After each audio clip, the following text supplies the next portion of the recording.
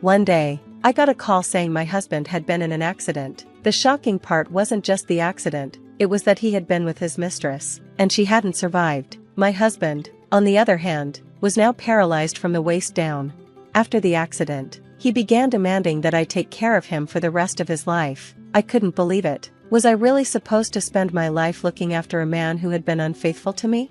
My name is Mandy, I'm 32 years old, and I live with my husband Ray and our almost 5-year-old daughter, Lily. I'd taken a break from work when I was pregnant with Lily, but I returned to my job once she started daycare. Between work and raising a child, I stay busy, but my life feels full, mostly thanks to Ray. Ray has always been a hardworking husband and father. He takes good care of Lily and supports us well. Our daily routine was simple but special. We'd have dinner together, and Ray would listen to Lily tell stories from her day once he got home from work. "Daddy, look, I drew a picture at daycare today," Lily would say. "Oh, did you? You're so good at drawing. Lily, maybe you can draw a picture of me next time." "Okay." And Mary told me her family went to the amusement park. "Can we go too?" "Sure, how about we all go next weekend?" "Really? Yay, I love you, Daddy." "I love you too, Lily, though I love your mom first," Ray would say with a wink. Lily would pretend to pout, and we'd all laugh. These everyday moments with my family were my greatest joy. But then Ray began to change. He started coming home late and leaving early on his days off. At first, I thought he was just busy with work, but it happened so often that I got worried. So, I decided to ask him about it. "Ray, you've been coming home late a lot. Is everything okay at work?" I asked. "Oh, yeah," he replied. "I've just been busy with some new projects." "I see," I said, "but you've also been leaving early on your days off, and you never tell me where you're going." Well, I've been visiting my parents," he said. "I thought I should check on them from time to time." Ray's parents aren't very young, but we usually see them every few months, and they're doing fine, so this didn't quite add up. So why all these sudden visits to his parents? I was suspicious, but didn't want to push him too hard, so I let it go. 2 weeks later, Ray texted me again, saying he'd be late because he had overtime. This time, he didn't get home until after midnight. When he arrived, he seemed cheerful, but I immediately noticed something odd. "Ray, where have you been?" I asked. "I told you, I had to work late," he replied. "But what about that smell? It's a woman's perfume. Why would you smell like that if you were at work?" I said. Ray's eyes darted around nervously. He seemed flustered and then quickly responded, Actually, we had a client event today." "A client event?" I asked, doubtful. He nodded quickly, adding, "One of the VIP clients is a woman. We were drinking together, and her perfume must have rubbed off on me." "Then why did you lie about working overtime?" I questioned. "You could have just told me about the event." Ray clasped his hands and said, "I felt guilty. You're working hard at home with Lily and everything. I didn't want you to worry." I couldn't press him further, so I let it go and went to bed. But after that, every time he came home late, I could smell the same perfume on him. Each time I asked, he'd say it was just another client event. This only made me more suspicious. One day, feeling like something was really wrong, I left Lily with my parents and met up with my younger sister to talk about it. As soon as we sat down at a cafe, I told her everything. "Ray has been coming home late a lot lately, and he always smells like a woman's perfume," I said. My sister looked serious and replied, "Yeah, he's definitely cheating." Hearing it from someone else made me believe it even more, so Ray was really cheating on me. Plus, she added, "It's weird to have client events with the same person so often, and he'd have to be pretty close for her perfume to stick to him." "I know it's hard with Lily and everything," my sister said, "but I think you really need to have a serious talk with Ray." Just then, her tone changed. "Hey, look over there," she said, sounding disturbed. "What's going on?" I asked. "Speak of the devil, isn't that your husband?" she said, pointing. I followed her gaze and saw Ray. Beside him was a young woman, younger than me, holding his arm tightly. The sight was so painful I was speechless. Ignoring my shock, my sister began taking photos of them with her phone. "What are you doing?" I asked, still stunned. "Don't just stand there," she replied. "We need to gather evidence. Start recording a video." Shaking, I opened the camera on my phone. Ray and the woman got into his car, still holding on to each other and kissing multiple times. I recorded everything. When they finally drove off, I stopped filming. Here I was, Ray's wife, now holding proof of his betrayal. I suddenly realized we were still in the cafe, and tears began streaming down my face. My sister stayed quiet for a moment before squeezing my hand and speaking firmly. I know this is incredibly painful, she said, but you need to talk to him, for Lily's sake too. Can we just let this man, who lies so easily and cheats, be her father? Her words snapped me back to reality. That's right, I'm the only one who can protect Lily. Ray might be her father, but he's lost the right to be a real dad. I needed to confront him about what he'd done, sooner rather than later. After talking it over with my sister, we decided that Lily would stay at our parents' house for the day. I went home to wait for Ray, but he didn't come back, no matter how long I waited. Then, around 10 p.m., our rarely used landline phone rang. Who could be calling at this hour? When I picked up, a man's voice said, "Is this Mrs. Johnson's residence?" "Yes, it is. Who am I speaking with?" I replied. "This is the police. Is this Mr. Ray Johnson's residence?" "Yes, it is. Did my husband do something wrong?" I asked, nervous. "Please stay calm," the officer said. "Your husband has been in an accident." "What?" I gasped. The police explained that Ray had been in a car accident. A woman in the passenger seat, his mistress, hadn't survived. Ray, meanwhile, had been taken to a nearby hospital. Without thinking, I rushed straight to the hospital. When I arrived, Ray was in surgery. A police officer explained the situation. "From what we've learned, it seems your husband and the woman had been in a close relationship." "Yes, I suspected it. I was actually going to confront him about his affair today," I replied. The officer added hesitantly, "It's difficult to say, but because of the accident, there's a chance your husband may be left with a permanent disability." I felt overwhelmed. In further conversations with the police, I found out that Ray's mistress had also been married. Her husband, who'd also come to the hospital, looked devastated, especially since Ray had survived and she hadn't. A few days later, Ray regained consciousness. I went to the hospital with my parents, my sister, and Lily. I left Lily with my sister while my parents and I entered Ray's room. When we arrived, his parents were already there. Ray had been left paralyzed on one side of his body due to the accident. Ray looked at us and said, "I'm sorry. I know I've caused you all a lot of worry." Before I could say anything, his parents rushed to his side. "What are you apologizing for?" his dad said. "We're just glad you're alive. Surviving is a blessing." "Yes, Ray," his mom added. "You've always been a good man, that's why you survived." "Thank you, Dad, Mom," Ray said quietly. "I'm grateful I made it." My husband and in-laws were acting like his affair didn't exist. As they celebrated his survival, my worry turned into anger, and I finally spoke up. "Sorry to interrupt your celebration, but Ray, will you divorce me?" "What? Divorce? What are you talking about?" he asked, shocked. "Ray, you got into an accident with your mistress," I replied. "Here are the divorce papers. Just sign them." No, you've got it all wrong," he stammered. The woman in the car was just a business associate, not a mistress. He was lying, and it was obvious. I decided to tell him everything I knew. "Are you really going to pretend you didn't cheat, Ray? I saw you with her. I watched you two get into the car together," I said firmly. "And no, it wasn't like that," he tried to argue. "Don't make excuses," I snapped, forgetting we were in a hospital room. "You even spent less time with Lily, just to run around with her. What were you thinking?" At this, my mother-in-law frowned and interrupted, "Mandy, what are you so angry about? If Ray cheated, it's probably because you did something wrong." "What are you saying?" I asked, shocked. "Ray just woke up and is dealing with a lot. The doctors told you he's paralyzed on one side," she continued. "He needs your full care now. Instead of talking about divorce, you should start learning how to be his caregiver." Ray added, "She's right.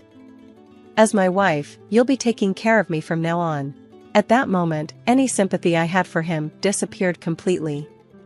At first, I'd felt sorry for him despite everything he'd done, but now I couldn't care less. They felt no remorse for what they'd put me through, only for themselves.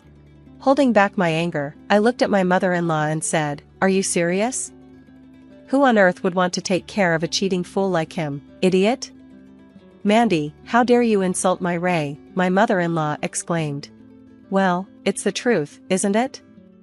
I replied. He cheated, and he caused an accident. Isn't everything that's happened his fault? But even if he was at fault in the accident, cheating happens because of the other person, she insisted. So you're saying that if I did something wrong, he was allowed to cheat? I was balancing work, taking care of Lily, and handling everything at home for our family. And you still blame me while defending your son? My firm tone made her go quiet. Ray, unable to take it, yelled, "How dare you talk to my mom like that?" He glared at me, as if being injured made him somehow superior. I walked up to him, looking down at him intensely. He muttered, "What the?" in a nervous voice. "Who do you think is responsible for all this?" I demanded. "Well, this mess is because you betrayed our family by cheating," I said sharply. "You even got into an accident with your mistress. Do you realize how foolish that is? The only reason this is all messy is because you suddenly want a divorce," he shot back, still refusing to take responsibility. Feeling disgusted, I finally lashed out, "Grow up, Ray. How long are you going to keep blaming everyone else? You're the one who cheated, and on top of that, your mistress died in the accident. Stop justifying yourself, Mandy."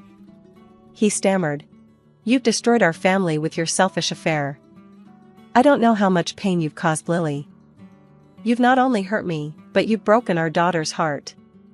There's no way I could stay married to someone like you. Just live with your consequences." As I turned away, Ray looked shocked and speechless, his face pale. Then, the door opened, and Lily walked in. "Lily? How did?"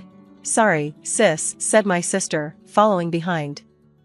I took my eyes off her for a second. Seeing Lily, Ray immediately tried to get her on his side. "Lily," he said, "you wouldn't want Daddy and Mommy to be apart, right?" Lily looked thoughtful, then said, "If Mommy's here, I'm fine." Ray looked stunned. "What? Why?" "Because Mommy looks sad when she's with Daddy." "And that's because Daddy does things that Mommy hates, right?" she asked. "Well, I don't like it when Daddy makes Mommy sad," Lily said. "I don't need a daddy who does that. I'm fine with just Mommy." Ray was taken aback, completely stunned by Lily's words. With nothing more to say, Ray lay back on the bed, shoulders slumped. When I handed him the divorce papers again, he finally gave up and signed them. After that, I hired a lawyer to pursue alimony and child support, backed by the evidence of his affair. Ray also had to pay damages to the husband of his late mistress, which added to the large sum he owed. Since his mistress had been a junior employee at his company, his infidelity was exposed, and he ended up getting fired. Losing both his job and his reputation, and being responsible for another person's death, was a heavy consequence, but it felt like justice.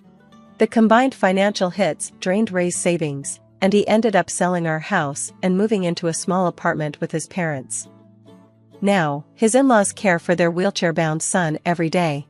As for me, I decided to stay with my parents for a while, with Lily, to give us time to recover. Once things have settled, I plan to live on my own with Lily again, but for now, being surrounded by family feels better for her well-being. One day, on our way to daycare, I asked her something that had been on my mind. "Hey, Lily, are you really okay?" I asked gently.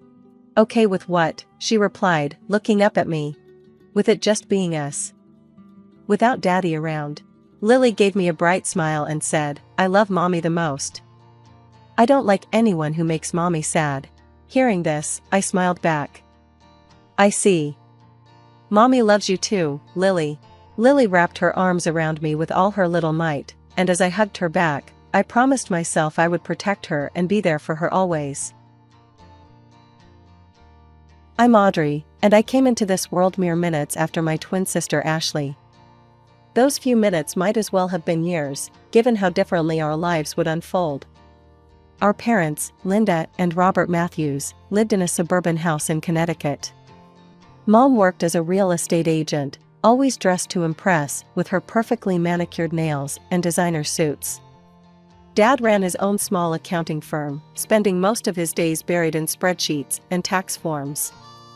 They seemed like your typical middle-class family, except for one thing, their obvious favoritism toward Ashley.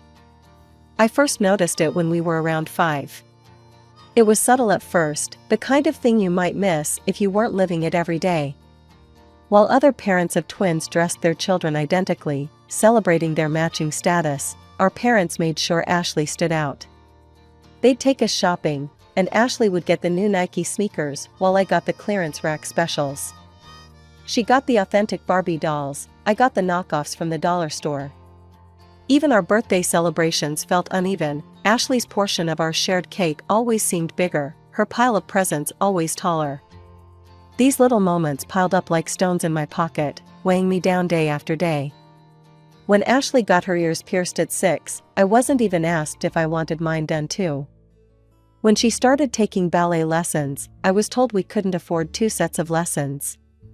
Somehow, though, there was always money for Ashley's growing list of activities: gymnastics, piano, art classes. Our early childhood photos tell the story better than I ever could.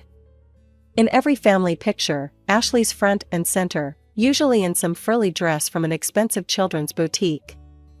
I'm always somewhere in the background, wearing whatever was on clearance at Target, looking like an afterthought in my own family portraits. Maybe they just don't see it, I remember telling myself at night, staring at the glow-in-the-dark stars on our shared bedroom ceiling. Ashley had twice as many stars on her side of the room. Even the universe above our beds played favorites. The worst part wasn't the material differences. Kids can survive without designer clothes and fancy toys. It was the way they looked at her versus how they looked at me. When Ashley spoke, they leaned in, hanging on every word. When I spoke, their eyes would drift, their attention already moving on to something else, someone else. Always to Ashley. As we approached school age, I held on to hope that things would change. Maybe once we were in school, once teachers and other adults were involved, our parents would see us both equally. Maybe they'd realize that having twins wasn't a burden but a blessing. Maybe they'd finally see me. I remember standing in front of our house that first morning, Ashley and I in our new uniforms, Mom taking pictures. For once, we looked identical, same plaid skirt, same white blouse, same navy cardigan. I thought maybe this was the beginning of change. "Girls, smile," Mom called out, but her eyes were fixed on Ashley. "Ashley, honey, tilt your head a little to the right. Perfect." The familiar ache in my chest returned. Even in identical clothes, she found ways to make Ashley shine brighter. Our classroom was bright and cheerful, with alphabet charts on the walls and tiny desks arranged in neat rows. Mrs. Thompson, our teacher, sat us alphabetically, Matthews and Matthews, side by side. I was thrilled. Finally, someone who would treat us the same. But after school, the old patterns emerged stronger than ever.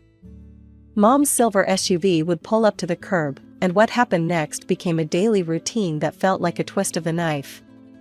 "Audrey, go straight home and start your homework," Mom would say, barely looking at me as I climbed out of the car. Then she'd turn to Ashley with a bright smile. "Ready for dance class, sweetheart?" Off they'd go, to ballet on Mondays, piano on Tuesdays, art class on Wednesdays, gymnastics on Thursdays, and drama club on Fridays. I'd watch them drive away, then walk into our empty house, the silence my only companion. I threw myself into my studies, thinking that maybe, just maybe, if I got perfect grades, they'd notice me. I'd sit at the kitchen table, methodically working through math problems, practicing my spelling words, reading ahead in our textbooks. The house would stay quiet for hours, until I'd hear the garage door open and their voices floating in, Ashley chattering about her latest achievement, Mom's proud responses echoing through the halls. "Mom, I got an A+ on my history test," I said one evening, holding up my paper. "That's nice, dear," she replied distractedly, helping Ashley unpack her dance bag. "Ashley, show Dad the new routine you learned today." I kept trying. Every perfect score, every teacher's praise, every gold star, I collected them like precious gems, hoping one day they'd be enough to make my parents' eyes light up the way they did for Ashley. Then came the night that changed everything. I was 12, heading to the kitchen for a glass of water after finishing my homework. Their voices drifted up from the den, where they often sat after Ashley went to bed. I normally ignored their late-night conversations, but something made me stop this time.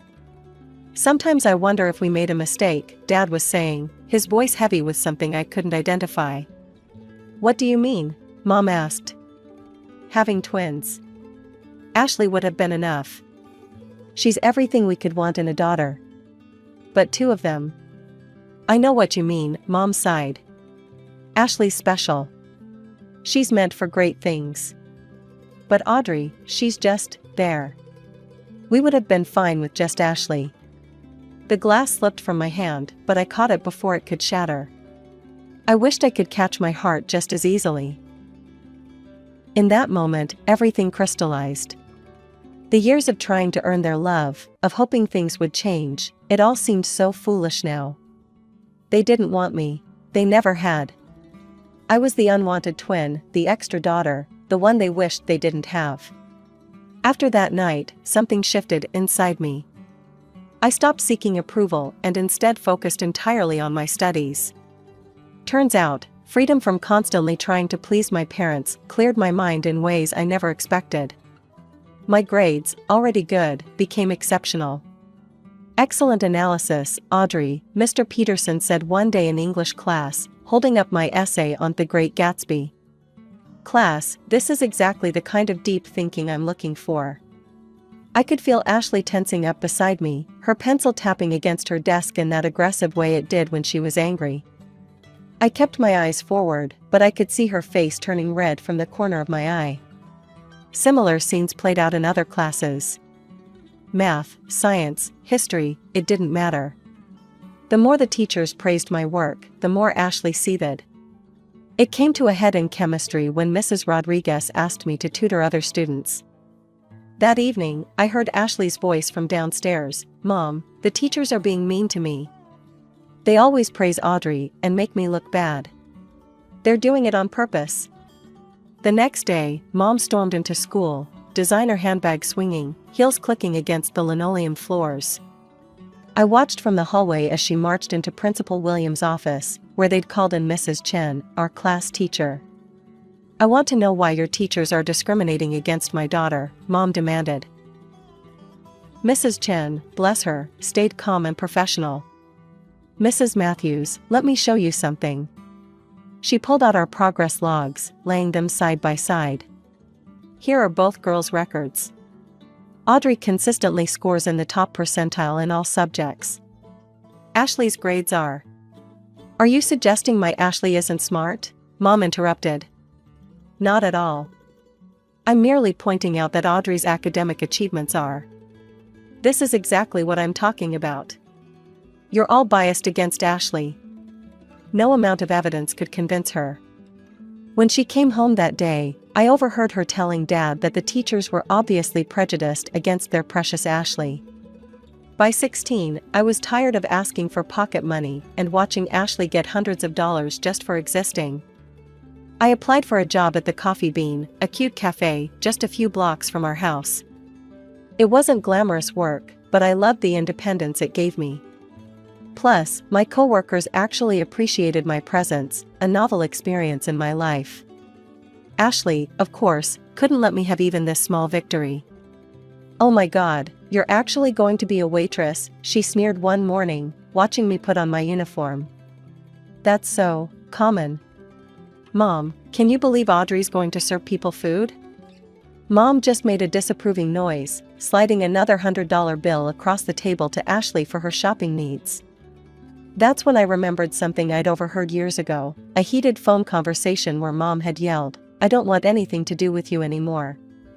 You're embarrassing with your tiny house and your budget clothes. I've moved up in the world." She'd been talking to her parents, my grandparents.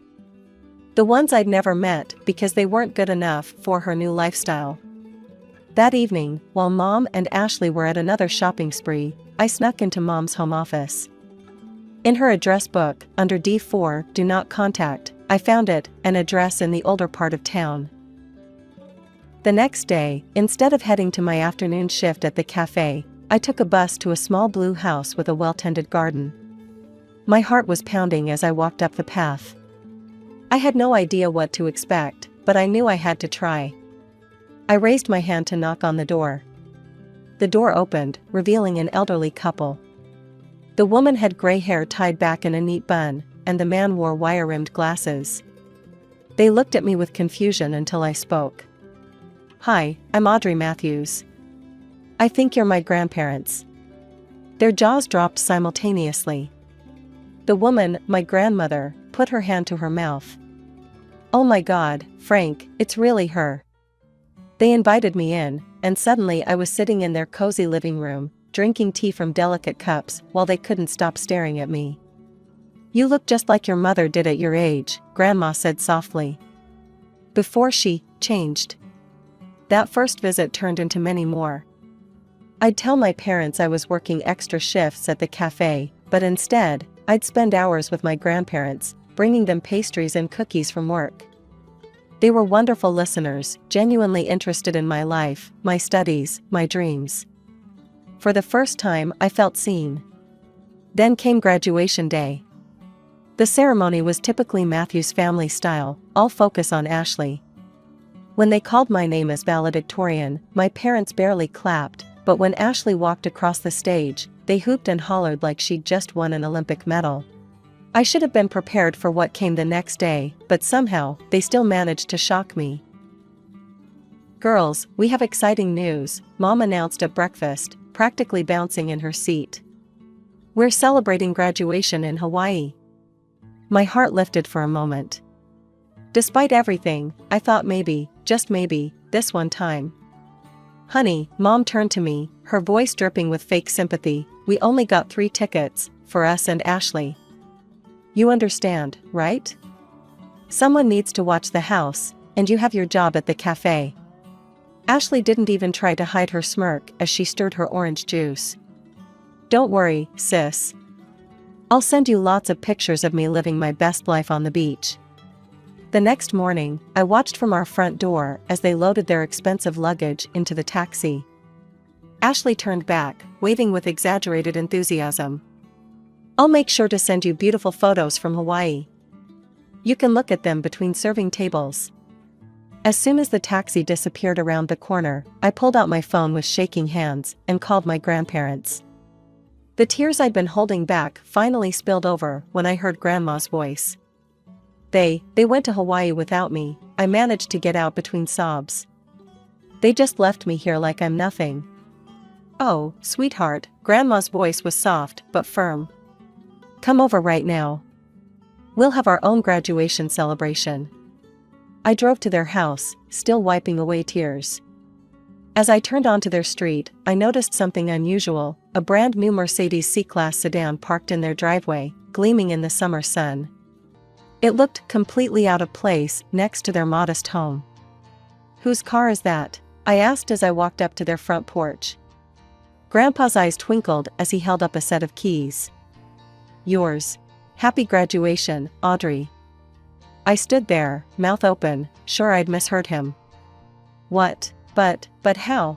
I thought. "Sit down, dear," Grandma patted the porch swing. "We have something to tell you." They explained how, after Mom cut ties with them, they'd invested their modest savings in several tech startups. Those investments had paid off spectacularly, but they'd chosen to keep living simply in their familiar home. "Your mother left us because she thought we were too poor, too beneath her," Grandpa said, shaking his head. "The irony is, we're probably wealthier than she is now. We just don't feel the need to show it off. We've been waiting for the right moment to help you," Grandma added. And this seemed perfect. I hugged them both, overwhelmed by their generosity and love. They ushered me inside, where they'd prepared a beautiful graduation lunch. The table was set with their best china, and a "Congratulations Graduate" banner hung across the dining room. Over homemade lasagna and garlic bread, they asked about my college plans. "Actually," I said, feeling proud, "I got accepted to Princeton with a full academic scholarship." I start in the fall. Their faces lit up with genuine joy, so different from my parents' lukewarm reaction when I'd told them. That's wonderful, Grandma exclaimed. But what about housing? The scholarship covers that? Well, I was planning to live in the dorms. Nonsense, Grandpa cut in. We'll get you a nice apartment near campus. Something safe and comfortable where you can focus on your studies. Just then, my phone buzzed. It was Ashley, sending a photo of herself lounging on a Hawaiian beach, captioned, "Wish you were here, not." I looked at the message, then at my grandparents' loving faces, then at the keys to my new car sitting next to my plate. For the first time in my life, I didn't feel like the lesser twin. 2 weeks crawled by. I spent my days working at the cafe, visiting my grandparents, and preparing for college. Each evening, my phone would buzz with another notification, Ashley posing on different beaches, dining at expensive restaurants, or lounging by infinity pools. Each photo was accompanied by increasingly obnoxious captions, "Living my best life while someone serves coffee. This is what success looks like. Some people vacation in Hawaii, others just dream about it." Then came the day of their return. I was in the living room, pretending to read a book while watching through the window. The taxi pulled up, and I couldn't help but smile as I saw their reactions unfold in slow motion.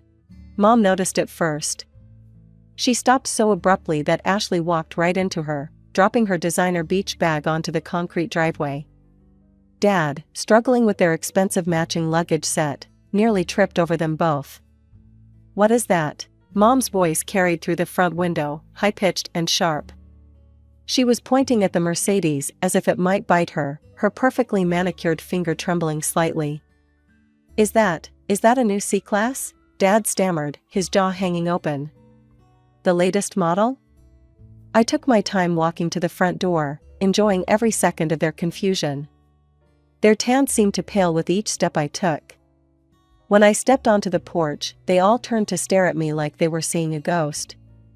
"Whose car is that?" Dad demanded, his face red from both the Hawaiian sun and shock. I twirled the keys around my finger, the way Ashley always did with her designer purse straps when she was showing off. "Mine." Ashley let out a bark of laughter, but I could hear the uncertainty in it. "Yeah, right. Like you could afford that on your waitress salary. What did you do, steal it, rob the cafe? Or are you just parking it for some rich customer?" "Actually," I said, savoring each word like the expensive chocolates they'd never shared with me, "it was a graduation gift. From Grandma and Grandpa." The color drained from Mom's tanned face so fast I thought she might faint. "What? You know, your parents? The ones you were too embarrassed to talk to because they were too poor? Those grandparents." Dad turned to Mom so fast I thought he might get whiplash. "Linda, call your parents. Right now."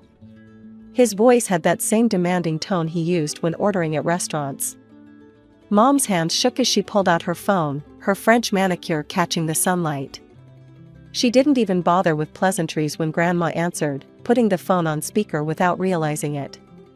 "Where did you get the money for that car?" she demanded, her voice echoing in our front yard. I could hear Grandma's voice through the phone, calm and slightly amused. "Oh, hello to you too, dear. Enjoying your expensive vacation?" I saw all the lovely photos Ashley posted.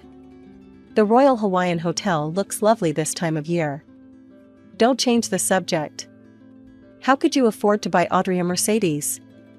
"Well, sweetheart," Grandma's voice dripped with satisfaction, "it seems you underestimated us. Those embarrassing parents you were so ashamed of? We're quite comfortable now. More than comfortable, actually. We're rich."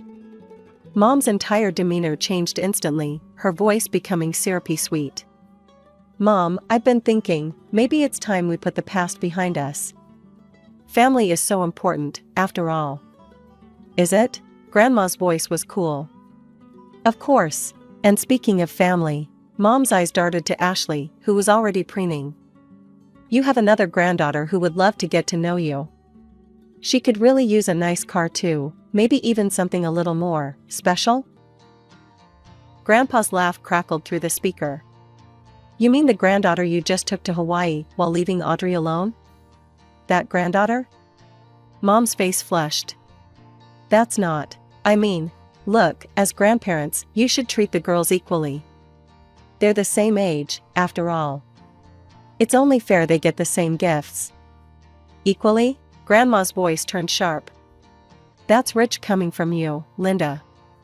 Parents should love their children equally too. But that hasn't been the case in your household, has it? The line went dead. Mom stared at her phone for a moment before turning to me, her expression hardening. Audrey, you need to give that car to your sister. Excuse me? I couldn't believe what I was hearing. Ashley needs a good car for college, Dad jumped in. She got accepted to State University. She needs reliable transportation. You're just working at that cafe, you don't need anything this fancy. Ashley was already walking toward the Mercedes, hand outstretched. Give me the keys, sis. You know, I'll look better driving it anyway. I laughed. I couldn't help it. The sheer audacity of it all was just too much. This is my car, I said firmly. And I'm not giving it to anyone. Dad stepped forward, his face red with anger. If you don't give that car to your sister right now, you can get out of this house. Funny you should say that, I said, walking to the Mercedes. I popped the trunk, revealing my packed suitcases and boxes. I'd been ready to leave for days. Their mouths hung open as I pulled an envelope from my purse and held it up. Oh, and by the way, I won't be serving coffee much longer. I got accepted to Princeton on a full scholarship. Ashley's shriek could probably be heard 3 blocks away. Mom stumbled backward like I'd slapped her. Dad just stood there, opening and closing his mouth like a fish out of water. I got into my car, the leather seats still new enough to creak slightly. Through the windshield, I could see their shocked faces, their perfect family fantasy crumbling before their eyes. Those last few weeks of summer at my grandparents' house were the happiest I'd ever experienced. Every morning, I'd wake up to the smell of Grandma's coffee and the sound of Grandpa humming as he read the newspaper. No walking on eggshells, no competing for attention, no feeling like an unwanted shadow. Just peace. Moving to Princeton was bittersweet. I hugged my grandparents goodbye, promising to call every day, and set off in my Mercedes with everything I owned. The drive to New Jersey felt like crossing a boundary between my old life and my new one. My grandparents had found me a beautiful little apartment just 10 minutes from campus. Nothing flashy, but worlds better than any dorm room, hardwood floors, big windows, and even a small balcony where I could study. They'd insisted on paying the rent, despite my protests. I still wanted some independence, though, so I got a part-time job at a local coffee shop. The irony wasn't lost on me, still serving coffee, but this time by choice, not necessity. My co-workers were mostly other students, and for the first time in my life, I found myself making real friends. One Sunday afternoon, about a month into the semester, Grandma called with some interesting news. Your parents showed up at our door yesterday, she said. My heart skipped a beat. What did they want? Oh, the usual. Linda was all smiles and fake apologies, asking about our financial situation and hinting about Ashley's upcoming birthday. Your father kept looking around the house, probably trying to guess our net worth. What did you tell them? Grandpa's voice joined in on the line. We told them that we'd already decided what to do with our money. It's all going to you. I could picture their faces. How did they take that? Let's just say Linda's smile didn't look so genuine after that, Grandma chuckled. We asked them not to come back. That evening, I blocked their numbers and all their social media accounts. Ashley's too. I knew what would come next, sudden declarations of love and regret, offers to start fresh as a family. But I didn't need their kind of family anymore. Now, sitting in my constitutional law class, taking notes and actually enjoying the complexity of the material, I sometimes think about that little girl who used to pray for her parents' love. I wish I could tell her that she'd find something better, not just love, but respect, support, and the freedom to be herself. My phone buzzes quietly in my pocket, probably my study group confirming our meeting at the library later. Or maybe it's Jake, that cute guy from my psychology class who keeps asking to get coffee, not at my cafe, thankfully. It's such a normal life. No drama, no constant comparisons, no feeling like I'm not enough. Just me, my studies, my friends, and my future stretching out ahead of me, full of possibilities. I never wanted to join the family business. After graduating from college with honors in financial management, my dreams were set on making my own mark in the corporate world. Several prestigious companies had already shown interest in my resume, and I was excited about building my career from scratch. But life had other plans. My name is Alice Chen, and I was always the responsible one, while my older brother Tommy was the golden child who could do no wrong. He got the newest gadgets, the fanciest clothes, and most importantly, our parents' undivided attention. I learned early on to be self-sufficient, throwing myself into studies and working part-time at our company during summers to earn my own money. Chen Global Trading had been in our family for 3 generations. My great-grandfather started it with just 2 shipping containers of electronics from Taiwan. By the time my father took over, it had grown into a respectable mid-sized company handling imports from all across Asia. I knew the business inside and out from my summer jobs, but I never thought I'd end up running it. That was supposed to be Tommy's destiny. "Alice, we need to talk," my father said one evening, his voice unusually serious.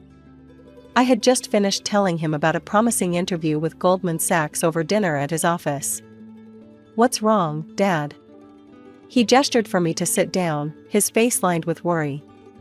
"The company, it's not doing well. We're losing money faster than ever before." I felt my stomach tighten. I thought Tommy was learning the ropes? "You always said he'd take over." Dad's face flushed with embarrassment. "Your brother, he's not ready." Yesterday, he expense reported a $5,000 dinner with clients at that new French restaurant. When I asked him about the business discussed, he couldn't remember a single detail. "And what does this have to do with me?" I asked, although I was beginning to see where this was going. "I need you to take over as CEO," he said simply. "You're smart, responsible, and you know the business. The company needs you, Alice." I sat there, stunned. For years, I'd been told this was Tommy's birthright. Now suddenly, because he couldn't handle it, they wanted me to step in and fix everything? What about my own career plans? I protested. "I've worked hard for this, Dad. I have interviews lined up." "This is our family's legacy," he interrupted, his voice cracking slightly. "Your great-grandfather built this company from nothing. Are you really going to let it fail?" I looked at the old black and white photo on his wall, my great-grandfather standing proudly in front of his first warehouse. The weight of 3 generations of family history pressed down on my shoulders. "Tommy won't like this," I said finally. Dad sighed. "Let me handle your brother. Will you do it?" I stared out the window at the city skyline, watching my carefully planned future slip away. "Yes," I heard myself say. "I'll do it." My first day as CEO of Chen Global Trading felt surreal. Walking through the familiar hallways, I was greeted by faces I'd known since I was a teenager running errands and filing paperwork during summer breaks. I spent the next 2 weeks buried in financial reports, my financial management degree finally proving useful in ways I hadn't expected. Mrs. Rodriguez, our head of accounting, and her team were invaluable, providing me with years of records and explaining various accounting practices that had become standard under my brother's influence. "I hate to show you this," Mrs. Rodriguez said one evening, placing a thick folder on my desk. "But you need to see where the money's really going." The numbers told a story of systematic mismanagement and wasteful spending. But it was when I started digging into the expense reports that my blood really began to boil. The documents revealed a pattern of excessive spending that made my stomach turn. An $80,000 Tesla Model S purchased 6 months ago under transportation expenses. A $12,000 monthly rent for a penthouse apartment in downtown, listed as client entertainment facilities. A $25,000 shopping spree at Armani, somehow classified as professional development expenses. Has my father seen these reports? I asked Mrs. Rodriguez. She shook her head. Tommy always had a way of presenting things differently to your father. More vaguely. The details got buried in broader categories. I stayed late into the night, poring over every detail. The more I looked, the more I found. Weekend trips to Vegas labeled as client relationship building. Designer suits and watches filed under professional image maintenance. The company was bleeding money through 1,000 expensive cuts, all traced back to my brother's spending habits. By the end of my audit, I had made my decision. I drafted a new company expense policy, one that would eliminate all these excessive privileges. Everyone, including Tommy and myself, would operate on base salary alone. No more luxury cars, no more penthouse apartments, no more shopping sprees disguised as business expenses. As I finished typing the last page of the new policy, I glanced at the old black and white photo of my great-grandfather on the wall. I'm going to fix this, I promised him silently. Whatever it takes. I knew the storm that was coming. Tommy wouldn't take these changes lying down. But I had the numbers, the documentation, and most importantly, the authority to make these necessary changes. Let him try to justify $1,200 swimming trunks as a business expense to my face. I was reviewing supplier contracts when my office door burst open with such force that it bounced off the wall. Tommy stormed in, his face red with rage, waving a copy of the new expense policy I distributed that morning. "What the hell is this?" he shouted, slamming the document onto my desk. "You think you can just walk in here and take everything away from me?" I kept my voice steady. "These are necessary changes to save the company, Tommy." "Bullshit. You've always been jealous of me. Always trying to prove you're better than me. And now you're using Dad's temporary insanity to push me out." "No one is pushing you out," I said. "But the company can't afford to bankroll your lifestyle anymore." "My lifestyle?" He laughed bitterly. "I bring in half our clients. You think they want to meet in some cheap restaurant? Drive around in a Toyota? They want to do business with a solvent company," I countered. "Which we won't be if." "Screw you, Alice." He kicked my visitor's chair across the room. "You're nothing but a jealous bitch who couldn't stand seeing me succeed. I'm calling Dad." He stormed out, leaving papers scattered across my floor. I knew exactly where this was heading. Sure enough, that Saturday at our family dinner, I could feel the tension as soon as I walked in. Mom was unusually quiet as she served the pot roast, and Dad kept clearing his throat, his nervous tell. Finally, Mom couldn't hold back anymore. "Alice, don't you think you're being a little harsh with your brother? He's worked so hard for the company." "Has he?" I reached for my briefcase. I'd come prepared for this. "Would you like to see exactly how Tommy's been working hard with company money?" I spread out the documents across the dining table, right next to Mom's best china. Credit card statements, expense reports, receipts, all carefully highlighted and annotated. This is the penthouse he rented with company funds. This is the Tesla he bought. Here are the Vegas trips, the designer shopping sprees, the $1,000 dinners. Mom shook her head. "He needs to entertain clients. With $1,200 swimming trunks?" I pointed to that particular receipt. "With a $15,000 watch." "Your brother has always had good instincts for business," Mom insisted. "He knows how to make people feel special." Dad had been silent, studying the documents with a deepening frown. "These numbers," he finally said. "Tommy, is this accurate?" Tommy, who'd been sulking at the other end of the table, shrugged. "It's all legitimate business expenses. Alice is just too rigid to understand how modern business works." "That's enough," Dad cut in. He looked tired, older somehow. "Alice is right about the expenses, Tommy.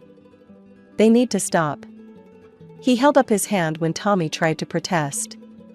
"But she's also going to help you learn to run the company properly." I blinked in surprise. I am? Dad nodded. My plan is to eventually split the company between you two. 50-50. But that only works if you both know how to manage it. He looked at me pleadingly. Will you teach him? I looked at Tommy, who was staring at his plate, jaw clenched. Teaching him would be like teaching a cat to swim. But I heard myself saying, yes, I'll try. Looking at Tommy across the conference room table, I couldn't help but think about our childhood. While I was doing homework, he was racing his friends in the Porsche he got for his 16th birthday. When I spent summers learning the business, he was partying in the Hamptons. Mom and Dad always said he was living life to the fullest, while I was too serious. I remember the Christmas when I asked for accounting software to practice with, and they got me a sweater. Tommy got a jet ski. When I made honor roll, they nodded absently. When Tommy managed to graduate with C's, they threw a massive party. It wasn't that they didn't love me, they just loved him more obviously, more demonstratively, more completely. Now, watching him slouch in his expensive chair during our budget meeting, I saw the results of that upbringing. Tommy, are you following these quarterly projections? I asked, trying to keep the frustration out of my voice. He glanced up from his phone. Yeah.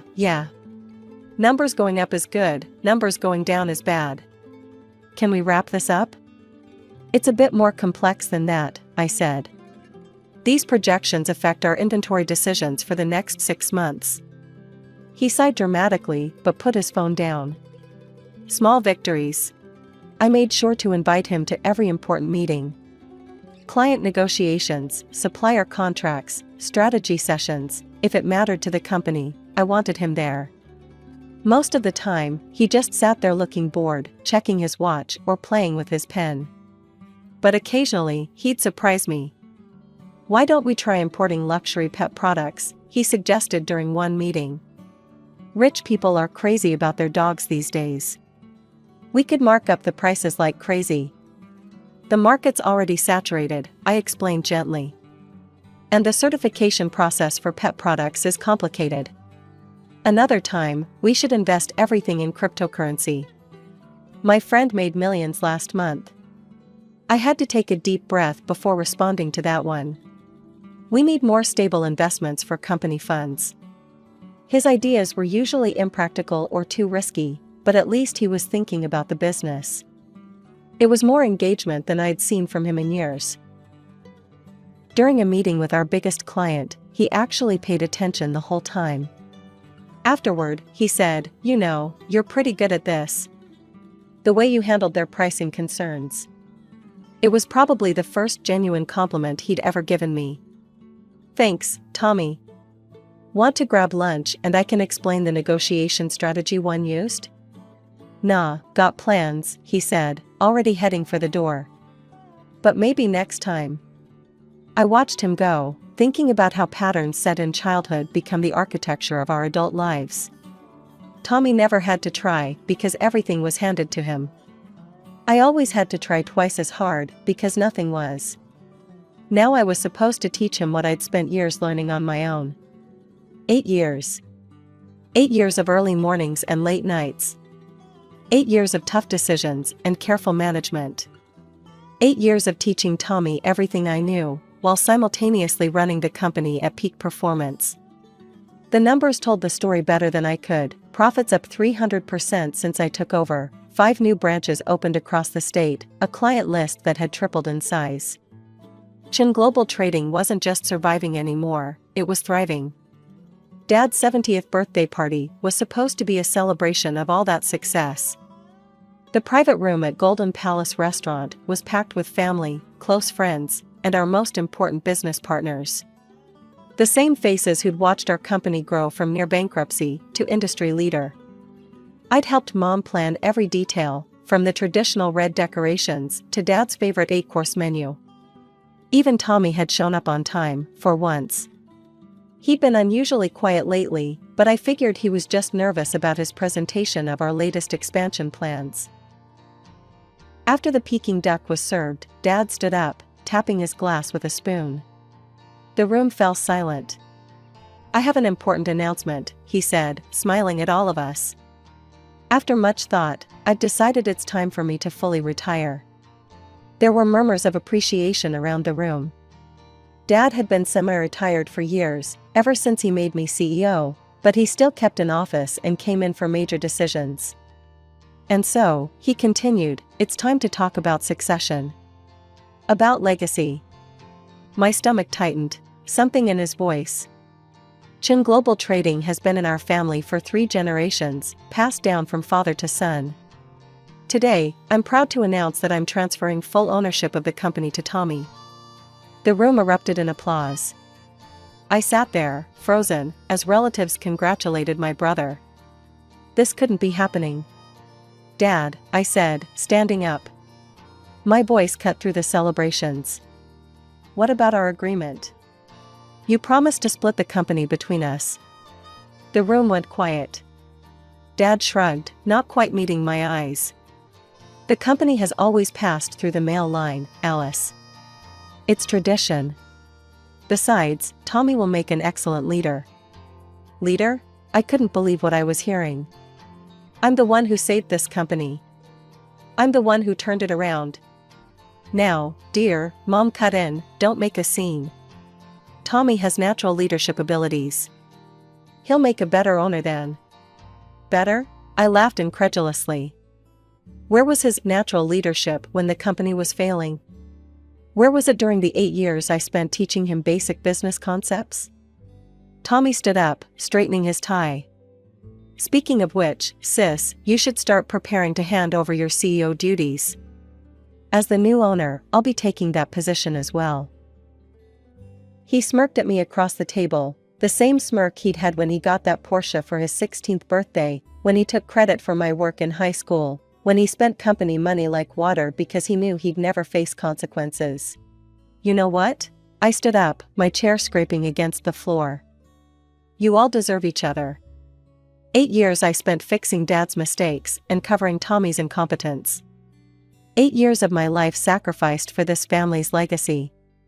Alice, Mom gasped. How dare you be so selfish? Selfish? I turned to face her. Was I being selfish when I worked 60-hour weeks to save the company? When I gave up my own career dreams? When I tried to teach Tommy, despite knowing he'd never learn? You're just envious, Dad said coldly. You've always been jealous of your brother. Get out, Mom said, pointing to the door. If you can't be happy for your brother's success, you can leave. I looked around the room at my relatives' uncomfortable faces, at the business partners who wouldn't meet my eyes, at my family's expressions of righteous indignation. Gladly. The next morning, I walked into the office one last time to clear out my desk. Tommy was there, feet up on his new desk, my old desk, watching me pack. Don't forget to leave your keys, he smirked. I dropped my resignation letter on his desk, without a word. 8 years of my life packed into one cardboard box. Thankfully, I'd always lived well below my means. The savings I'd accumulated bought me a beautiful apartment in the historic district. I decided to take a few months off, something I hadn't done since college. The first signs of trouble at Chin Global Trading started 3 months later. Mrs. Rodriguez called me over coffee. They fired me, she said, hands wrapped around her cup. Tommy said I was too old school in my accounting practices. Over the next few weeks, more calls came. Tommy had replaced most of the senior management with his college buddies. The new CFO was a guy he used to party with who'd barely passed business school. He's back to his old spending habits, reported James, my former VP of operations, who'd also been let go. Bought himself a new Maserati as a company car. But that's not the worst part. The worst part, as it turned out, was Tommy's solution to their first major crisis. When their main supplier raised prices, instead of negotiating or finding a reputable alternative, Tommy switched to a sketchy supplier offering suspiciously low prices. The products are garbage, Sarah from Quality Control told me before she too was fired. Half of them are defective, but Tommy won't listen. Says we're being too picky. Within 6 months, the company had lost 3 major clients. Within 8 months, most of our long-term partners had jumped ship. The carefully built reputation I'd spent 8 years cultivating was crumbling in a matter of months. I heard it all through the grapevine, and I felt absolutely nothing. 1 year to the day after that fateful birthday dinner, my phone rang. Dad's name flashed on the screen. I almost didn't answer, but some remnant of daughterly duty made me pick up.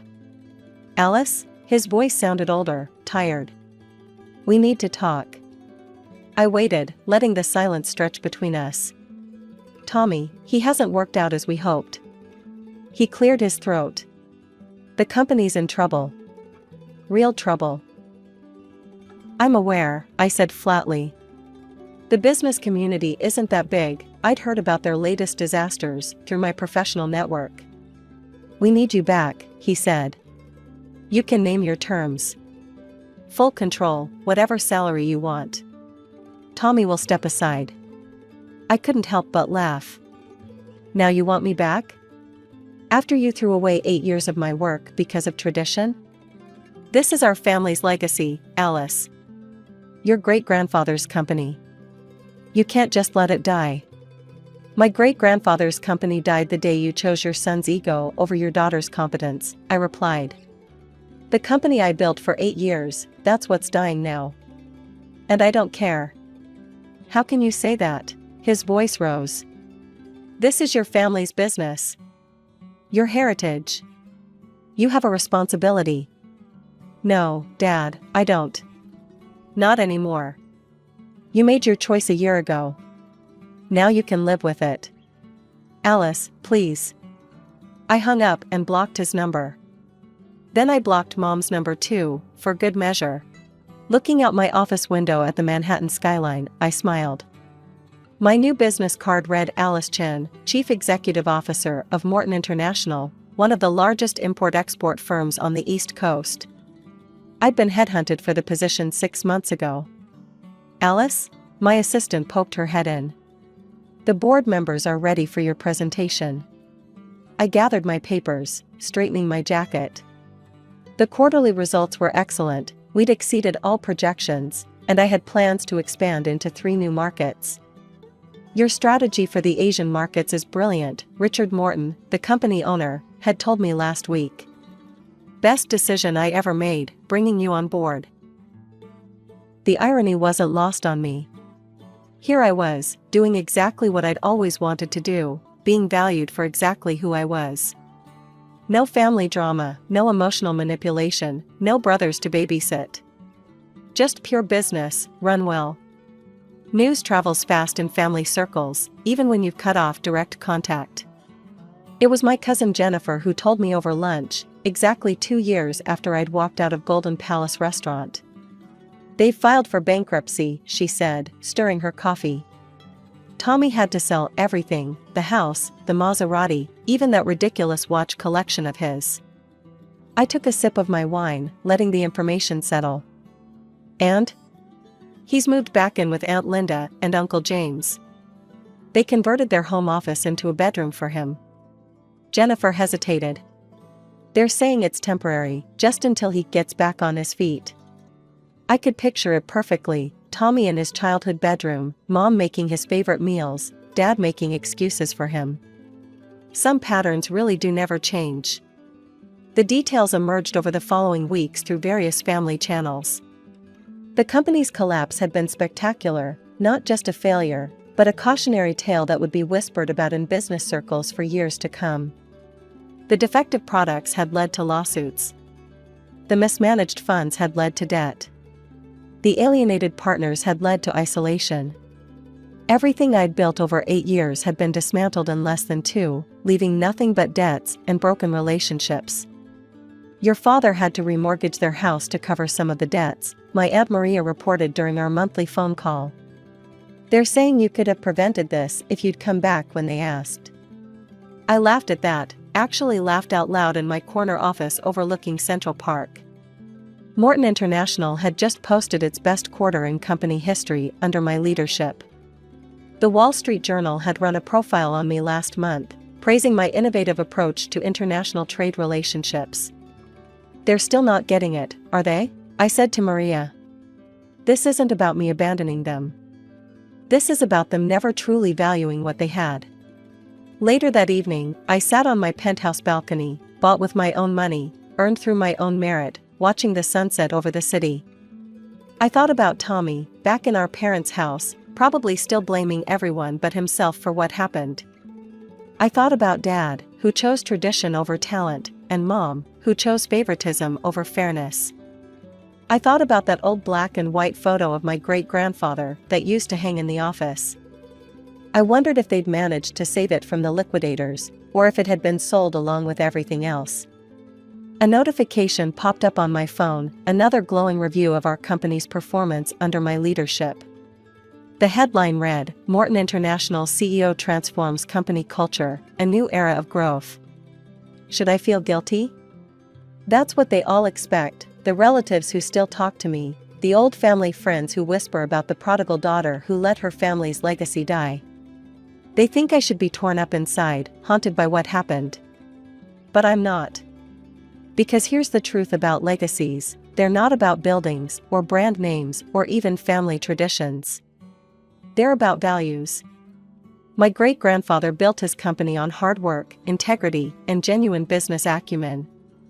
Those values didn't die with Chin Global Trading, they lived on through me, just in a different form. I still remember the day Emma was born. I was 5, and Mom and Dad told me I was going to be a big sister. They said it would be wonderful, that I'd have a best friend for life. What they didn't mention was that I'd also become invisible. My name is Paula, and growing up in the Mitchell household meant learning early on that there was a clear hierarchy, Emma at the top, and me somewhere below the family dog. It wasn't subtle either. Every morning, Mom would make Emma's breakfast to order, 2 eggs, sunny side up, toast cut diagonally, just how my princess likes it, while tossing me a box of cereal. The differences showed up everywhere. When I needed braces, Dad complained about the cost for months.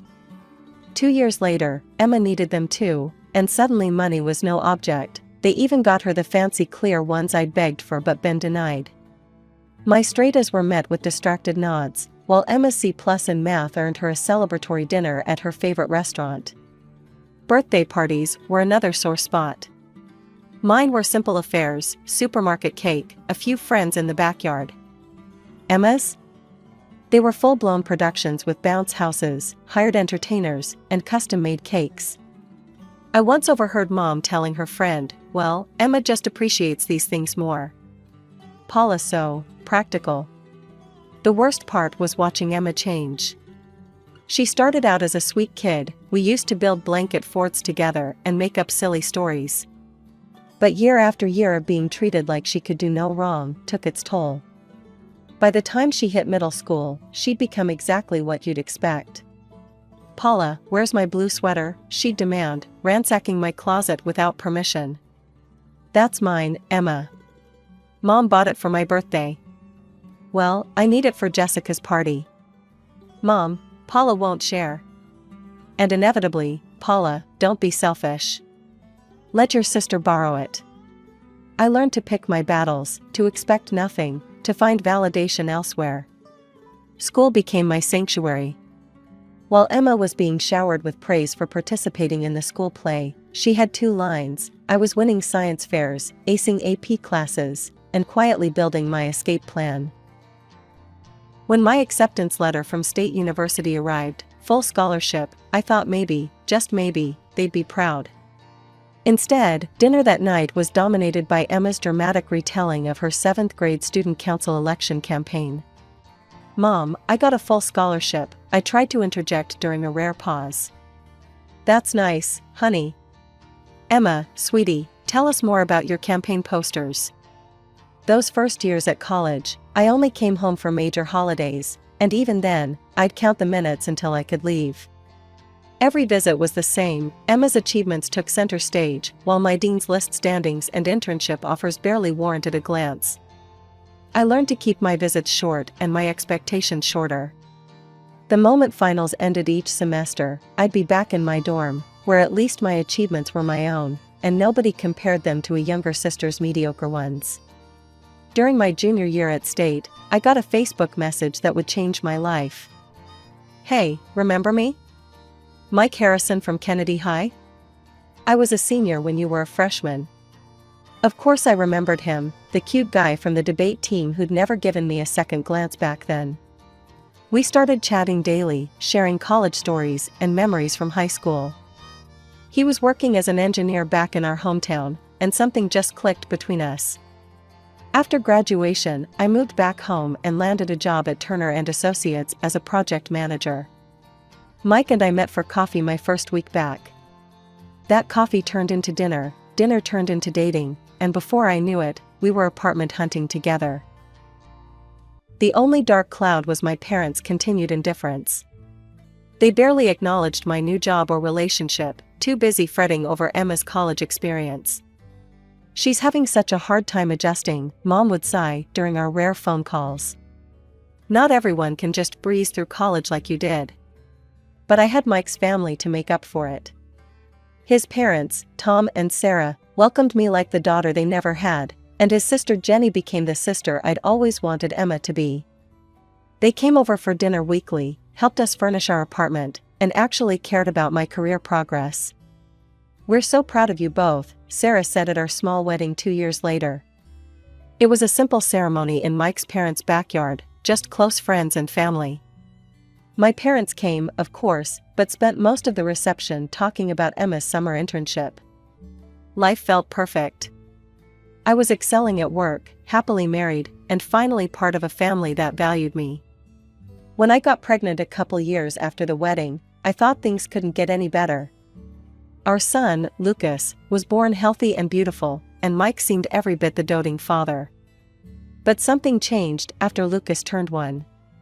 Mike grew distant, started working late, canceled our date nights. I tried to tell myself it was just new parent stress, but deep down, I knew it was more.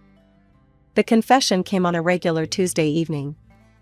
I was feeding Lucas in his high chair when Mike walked in, looking like he hadn't slept in days. "I need to tell you something," he said, his voice shaking. "I've met someone else. Her name is Rachel. She's a client at work, and I'm in love with her." The divorce was quick and surprisingly civil. Mike moved to Colorado with Rachel, but insisted on paying generous alimony and child support. "I may be a terrible husband," he said during our last meeting, "but I won't be a terrible father."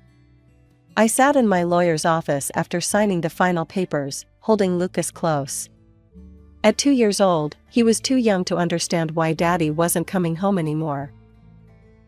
After the divorce, Mike's family became my lifeline.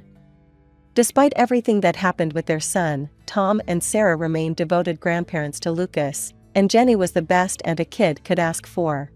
Lucas would light up every time we visited their house, running straight to the toy corner they'd set up specially for him. Tom would get down on the floor to play with trucks, and Jenny always had some new game or craft project planned. My own parents' house was a different story entirely. I tried visiting them occasionally, hoping they'd want to build a relationship with their only grandchild, but it was painful to watch their indifference. "Paula, don't let him touch that vase," Mom would snap, barely looking up from her magazine. "And make sure he doesn't run around too much. He'll scratch the hardwood floors." Lucas would cling to my leg, sensing the cold atmosphere. The contrast became even more stark when Emma would show up during our visits. "There's my successful girl," Dad would beam as Emma breezed in, talking about her new job at some trading company. They'd completely ignore Lucas's attempts to show them his latest drawing, too busy hanging on Emma's every word about office politics and client meetings. Those visits became less and less frequent. Instead, I focused on what I could control, my career and creating a stable, loving home for Lucas. With Jenny and her parents happy to help with childcare, I started taking on more challenging projects at work. The Singapore account is high risk, my boss warned when I volunteered to lead it. "No one's been able to close this deal in 3 years." "I can do it," I said firmly. And I did. 3 months of late nights, video calls across time zones, and detailed proposals later, I not only closed the deal, but expanded it to twice its original size. More successful projects followed. Each one built my reputation further, until I was the go-to person for our most challenging clients. The promotion to senior account director came with a corner office and a salary that made my eyes water. To Paula Mitchell, my team toasted after I landed the Microsoft account, the miracle worker. The bonus from that deal was the final piece I needed. That weekend, I took Lucas house hunting. "This one has a park nearby," the realtor said, showing us a beautiful 3-bedroom apartment. "And the school district is excellent." Lucas ran from room to room, excited about having his own space for all his toys. I watched him exploring, calculator app open on my phone as I ran the mortgage numbers one more time. "We'll take it," I said. That night, as I tucked Lucas into his bed at our old apartment for one of the last times, he asked, "Mommy, are we really getting a new home? With my own room?"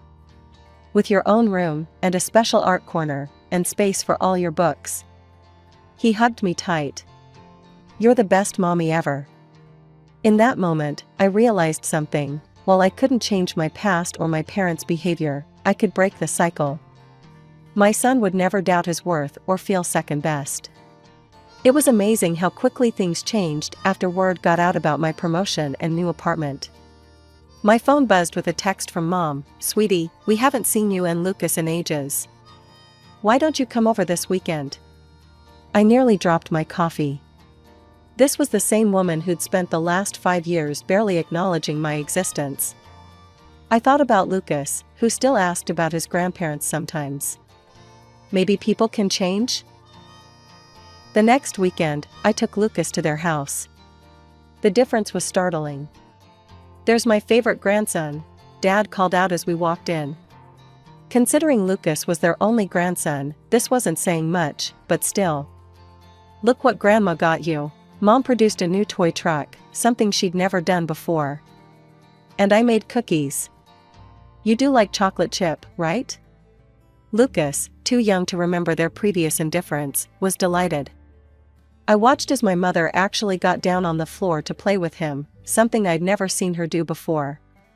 "Paula, honey," Mom said later, while Lucas was occupied with his new truck, "we'd love to have him over more often.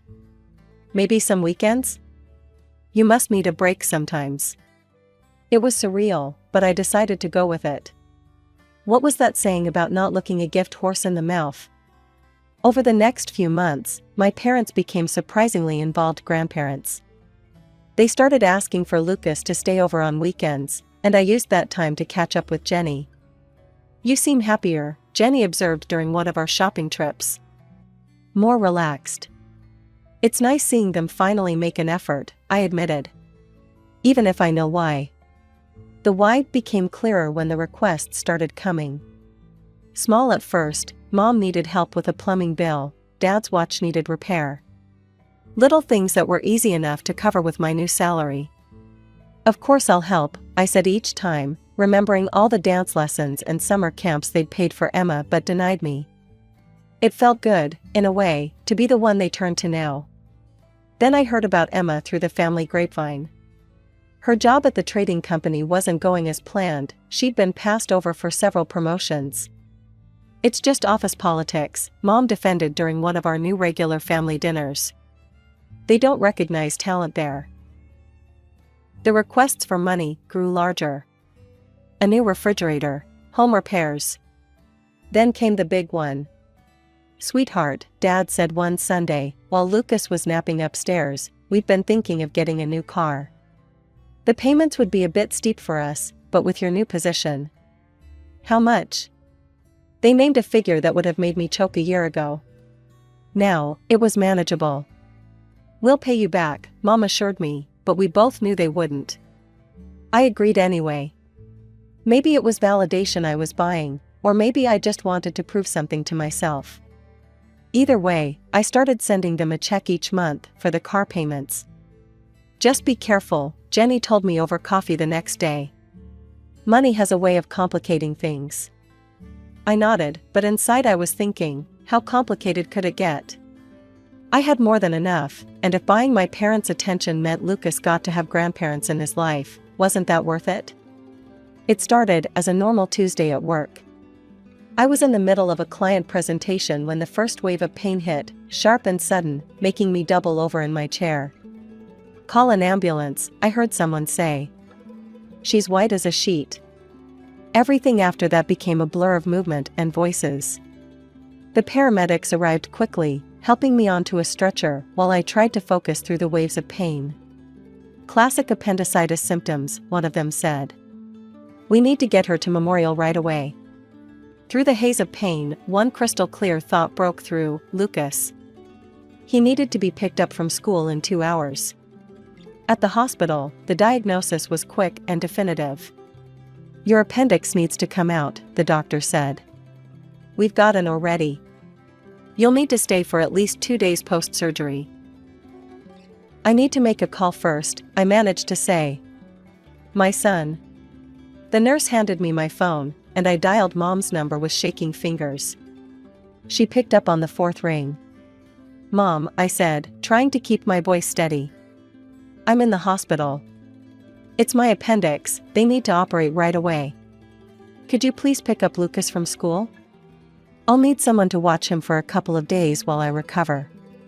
There was a pause, then, "Oh, honey, that's not possible. Your father and I are getting ready for Emma's promotion party. She finally made junior executive at her company."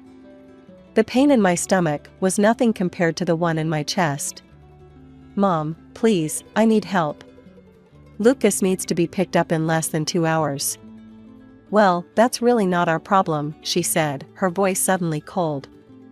"We are in a hurry to go to a restaurant where there will be 50 people. We can't be babysitting." "Babysitting? He's your grandson." "Look, Paula," she sighed, as if I was being unreasonable. "Lucas is your responsibility. He's always being so noisy and touching everything, it's really quite a burden." I couldn't believe what I was hearing. "A burden? After everything I've done for you? I've been paying your car loan for the past year.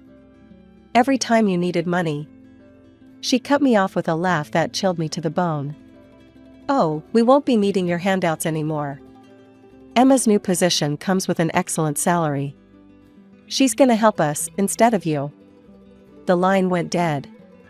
I lay there in the hospital bed, phone still pressed to my ear, tears mixing with sweat on my face.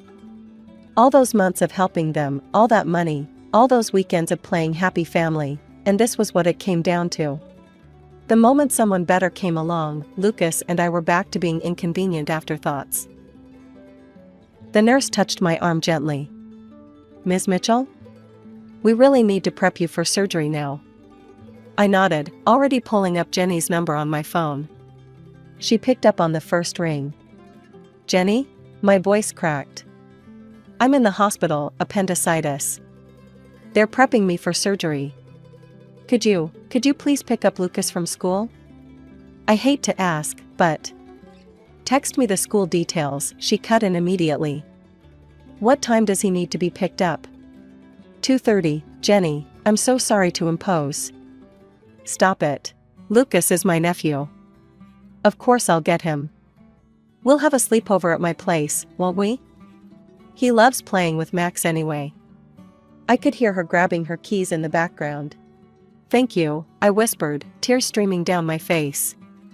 "I called my parents first, they..." "Tell me later," she said firmly. "Focus on getting better. Lucas will be fine with me, I promise." The next thing I remember was waking up in recovery, groggy from anesthesia. My first coherent thought was about Lucas, but there was already a text from Jenny waiting. "Lucas is having a blast. We made pizza and built a blanket fort. Don't worry about anything except getting well." She sent photos over the next 2 days, Lucas playing with her dog Max, helping her bake cookies, falling asleep amid a pile of stuffed animals. Each one made my heart squeeze with gratitude. When I was finally discharged, Jenny drove me to her house. Lucas ran to me the moment I walked in, stopping just short when he remembered I was ouchy. "Mommy, Aunt Jenny let me help make breakfast every morning. And Max slept in my blanket fort." Jenny helped us get home, stocked our fridge, and promised to check in daily. The next 2 weeks passed in a blur of recovery, with Jenny bringing over meals and keeping Lucas entertained when I needed rest.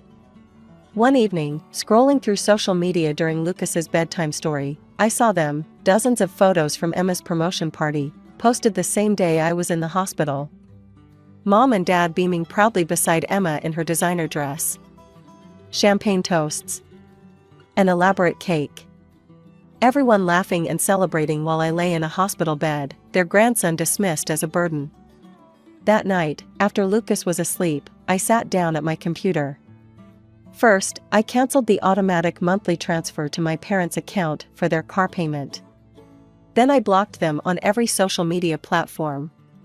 Looking at the framed photo on my desk, Lucas and me at the park, both laughing as Jenny's dog Max chased bubbles around us, I felt something shift inside me. All these years, I'd been trying to buy my parents' love with money and tolerance. But real family? Real family picks you up from the hospital. Real family builds blanket forts with your kid.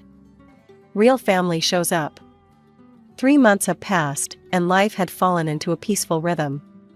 Jenny and her parents were regular fixtures in our lives, filling our weekends with barbecues, park visits, and movie nights. Then, on a quiet Sunday afternoon, my phone rang. Mom's number flashed on the screen. I stared at it for a moment, my hand hovering over the decline button, before deciding to answer. Paula? Mom's voice had that sugary sweet tone she always used when she wanted something. How are you, sweetheart? What do you want, Mom? A theatrical sigh. Well, since you ask, your father and I are in a bit of a situation. With the car payments. I felt a laugh bubbling up in my chest, but held it back. Oh? Yes, you see. She paused for dramatic effect. We thought Emma would help us, with her new position and all. But when we asked her, she refused. Can you believe it? Said she had her own expenses to worry about. After everything we've done for her. The irony was almost too much. We were hoping, she continued, her voice getting smaller, that maybe you could start helping with the payments again? Just until we figure something else out. This time, I couldn't hold back the laugh. It burst out of me, sharp and bitter. Paula, this isn't funny. We could lose the car. You know what's funny, Mom? 3 months ago, I was being wheeled into emergency surgery, and you called my son, your grandson, a burden. You couldn't be bothered to help us, because you were too busy celebrating Emma's promotion. The same Emma who now won't give you a dime. We were just busy that day. You know how these events are. No, Mom.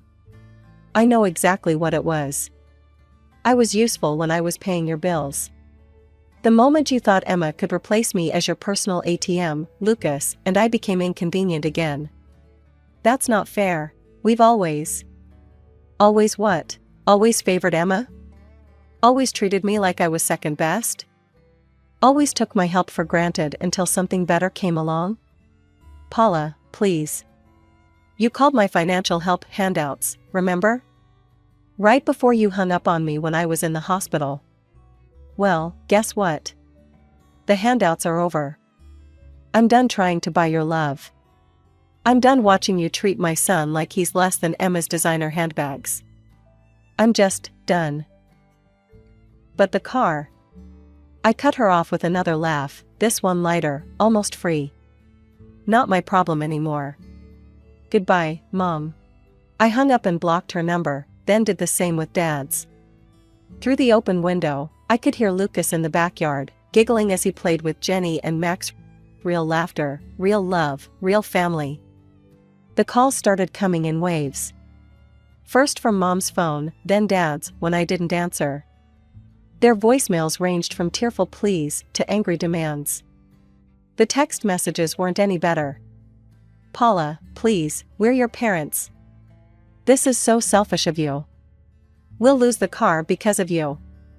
Each message only confirmed I'd made the right decision. Not one of them mentioned Lucas. Not one expressed regret for how they'd treated us. It was all about them, their needs, their car, their feelings. After a week of this, I'd had enough.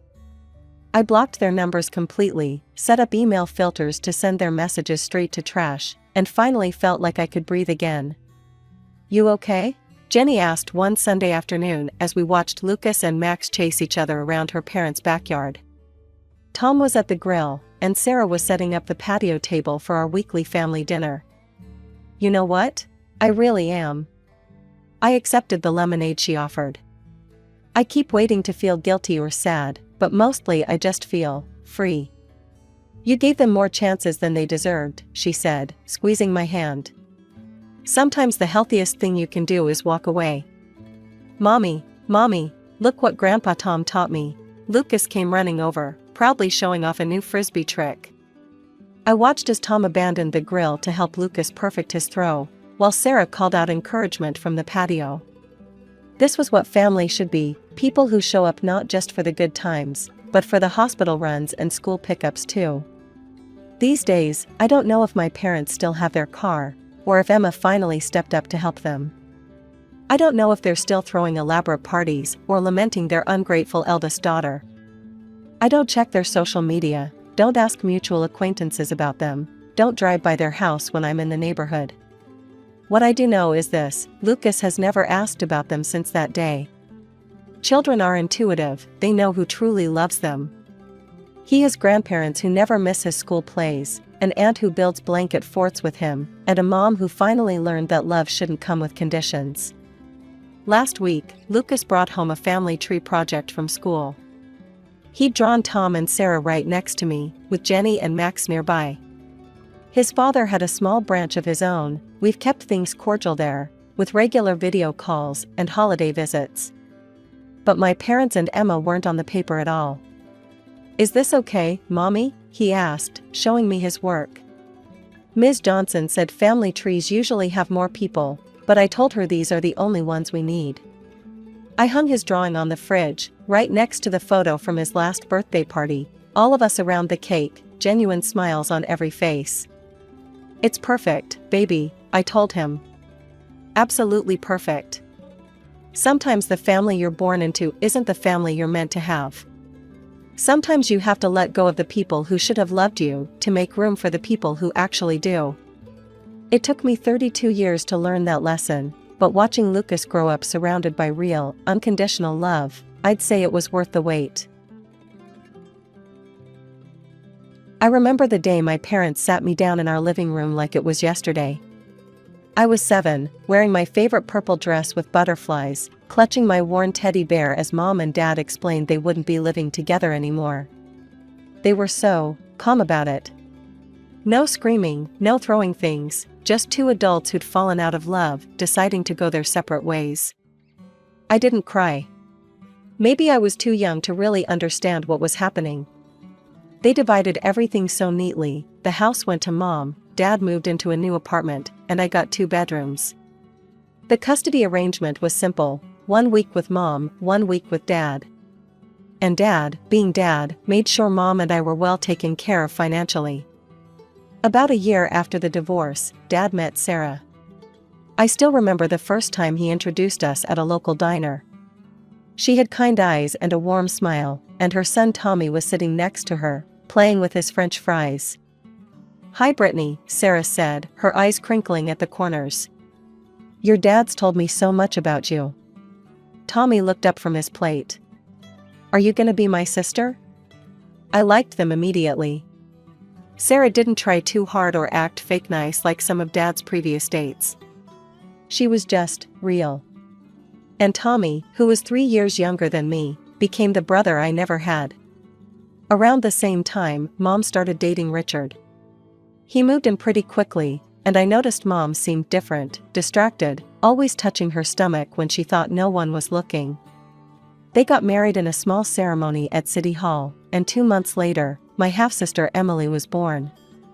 I remember standing in the hospital room, looking at this tiny pink bundle in Mom's arms. Richard was hovering over them both, completely absorbed. I stood in the corner, shifting from foot to foot, feeling like I was watching a family portrait being painted, one that didn't include me. Dad and Sarah got married that same year. Their wedding was different. They made sure Tommy and I felt included in everything. Sarah even let me help pick out her dress, and during the ceremony, Dad made sure to include special vows to both Tommy and me. "Today I'm not just gaining a wife," he said, his voice thick with emotion. "I'm gaining another child to love, and our two amazing kids are gaining a bigger family." That night, as Sarah tucked me into bed in my room at their house, she kissed my forehead and said, "You know, Brittany, I always wanted a daughter. Thank you for letting me be part of your life." I hugged her tight, already knowing that while my family situation wasn't typical, I was lucky to have at least one home where I truly belonged. Life at Mom's house changed after Emily was born. It wasn't anything dramatic, no harsh words or cruel treatment. It was more like I was slowly fading into the background, becoming a ghost in my own home. Mom quit her job to become a full-time housewife, and everything began revolving around Emily. At first, I tried to tell myself it was normal. Of course a baby needs more attention. But as the months passed, the forgetting started. Little things at first, then bigger ones. I remember standing outside school in the rain, watching other kids leave with their parents after the parent-teacher conference. Mrs. Johnson, my fourth-grade teacher, waited with me for almost an hour before calling Mom. "Oh God, was that today?" Mom's voice crackled through the phone. "I'm so sorry, I was at Emily's Mommy and Me class. Can we reschedule?" We never did reschedule. Richard just picked me up that day, barely glancing at me as he drove home, talking on his phone about work the whole time. Then came my 10th birthday. I woke up excited, running downstairs, expecting at least a happy birthday from Mom. Instead, I found her cooing over Emily in the kitchen. "Mom," I said, hovering by the doorway. "Do you know what day it is?" She looked up, distracted. "Tuesday? Oh, I need to take Emily to her doctor's appointment." I stood there, my heart sinking. "It's my birthday." "Oh," her eyes widened. "Oh, Brittany, I'm so sorry." We'll celebrate this weekend, okay? I just have so much going on today with Emily's checkup." But the weekend came and went, and no one mentioned my birthday again. It became easier to spend time at Dad's house. Sarah always made sure my favorite snacks were in the pantry, and Tommy and I would spend hours playing video games or doing homework together. Dad never missed a single school event, and Sarah often came too, taking pictures and beaming like I was her own daughter. I started spending more and more time there. A few days turned into weeks, then months. Mom barely seemed to notice. When I was at her house, she was always busy with Emily, feeding her, playing with her, taking her to playdates. Richard would come home from work, kiss Emily on the forehead, and retreat to his home office. Sometimes I wondered if they'd even notice if I disappeared completely. After about 6 months of me basically living at Dad's full-time, he decided to make it official. "I called your mom today," he told me one evening. "I think it makes sense for you to live here permanently. You're already here most of the time anyway, and I told her I'd stop the alimony payments since I'm taking care of you full-time now."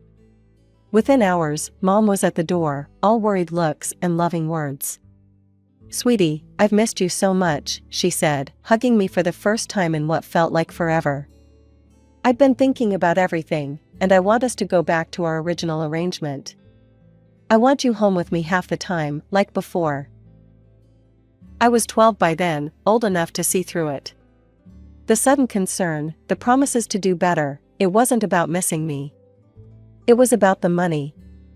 Dad's alimony checks were the real reason she wanted me back. Emily was 5 when she started rubbing it in my face.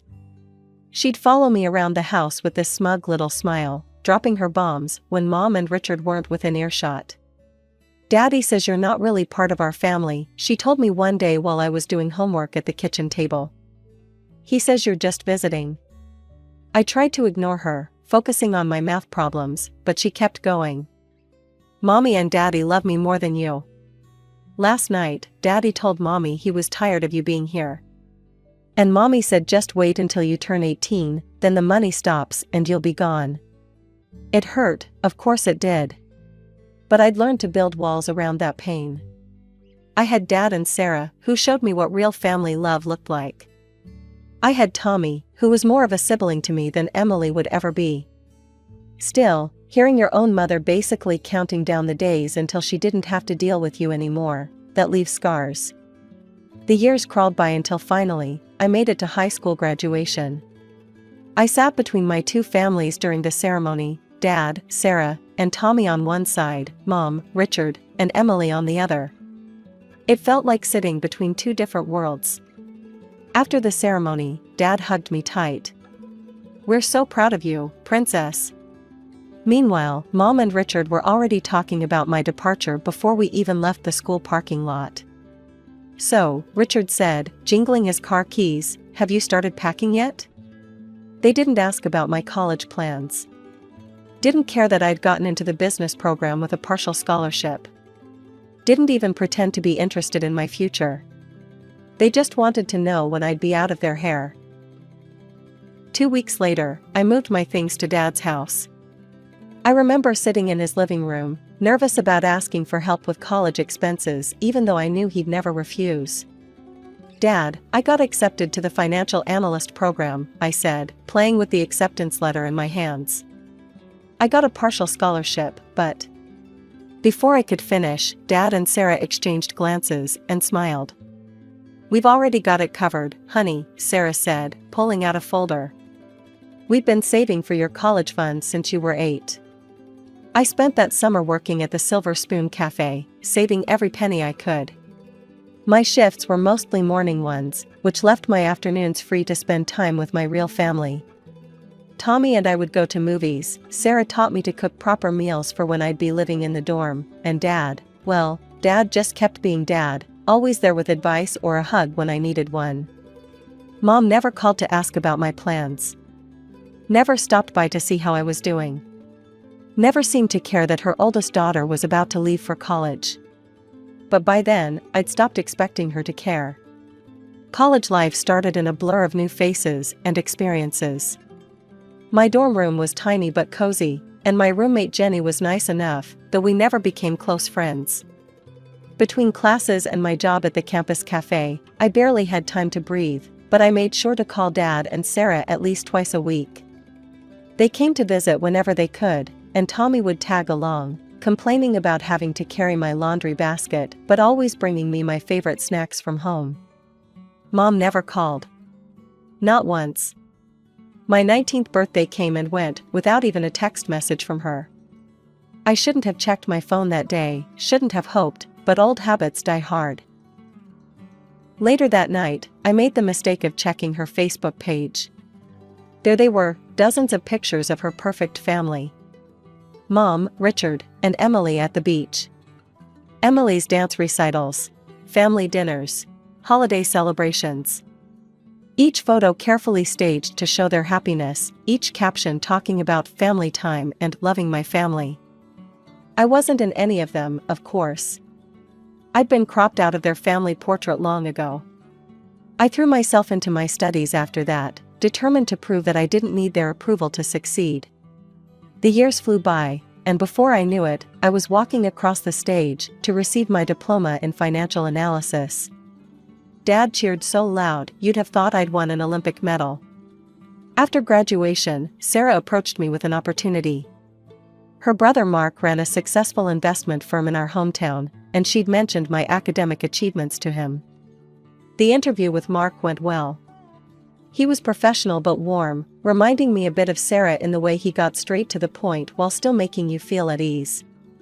"Your credentials are impressive," he said, reviewing my resume.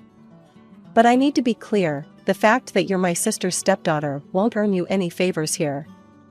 You'll have to prove yourself just like everyone else." "I wouldn't want it any other way," I replied. I got the job and rented a small one-bedroom apartment near the office. It wasn't much, but it was mine. I worked harder than I'd ever worked before, taking on the projects nobody else wanted, staying late to perfect financial models, developing comprehensive growth strategies for our clients.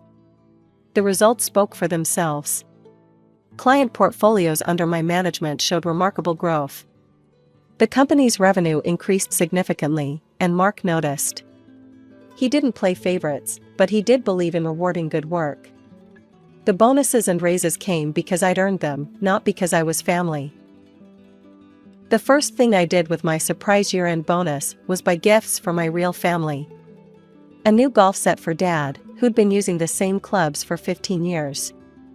A spa weekend package for Sarah, who never splurged on herself. The latest gaming console for Tommy, who was still using his old one from high school. Watching them open their gifts, seeing their genuine happiness and surprise, I felt something settle in my chest. I might have been cut out of one family photo album, but I'd found my place in a better one. After 5 years of hard work, I had a solid plan. Every month, I put away a chunk of my salary into my savings account. I'd researched the housing market thoroughly, looking for the perfect property. I wanted something modest but comfortable, maybe with a small garden. Most importantly, I wanted to make a substantial down payment to keep the monthly mortgage payments manageable. Then came the phone call that changed everything.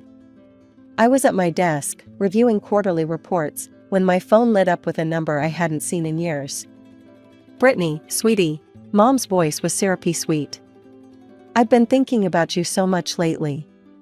I nearly dropped my coffee. 9 years of silence, and now this? "How are you, Mom?" I kept my voice neutral. "Oh, honey, I miss you." "We all do. Why don't you come over for dinner this weekend? Emily's home from college, and Richard's making his famous pot roast." Curiosity got the better of me. That Saturday, I pulled up to my old house in my new Mercedes, nothing flashy, but reliable and professional. Emily answered the door, looking me up and down with poorly concealed interest. "Nice car," she said by way of greeting. The house hadn't changed much. Same furniture, same family photos on the walls, still none of me. Mom rushed forward to hug me, acting like we'd just seen each other yesterday. "Darling, you look fantastic. So professional in that suit." "Richard, doesn't she look successful?" Richard nodded, pulling out my chair. "We heard you're doing very well at Mark's company. The family grapevine says you're one of their top performers." Throughout dinner, they peppered me with questions about my job, my salary, my car. Mom kept mentioning how expensive everything was these days, especially with Emily in college. "That's such a beautiful watch," Mom commented, reaching for my wrist. "Must have cost a fortune." I smiled politely. "It was a birthday gift from Dad and Sarah." "Of course it was," she said, her smile tightening slightly. "They always did spoil you." That dinner turned into more invitations. Suddenly, Mom wanted to be part of my life again. She'd call regularly, stop by my apartment unannounced with Emily in tow, invite me to family dinners.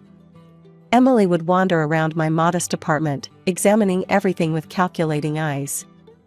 "This place is kind of small," she commented once. "I thought you made good money."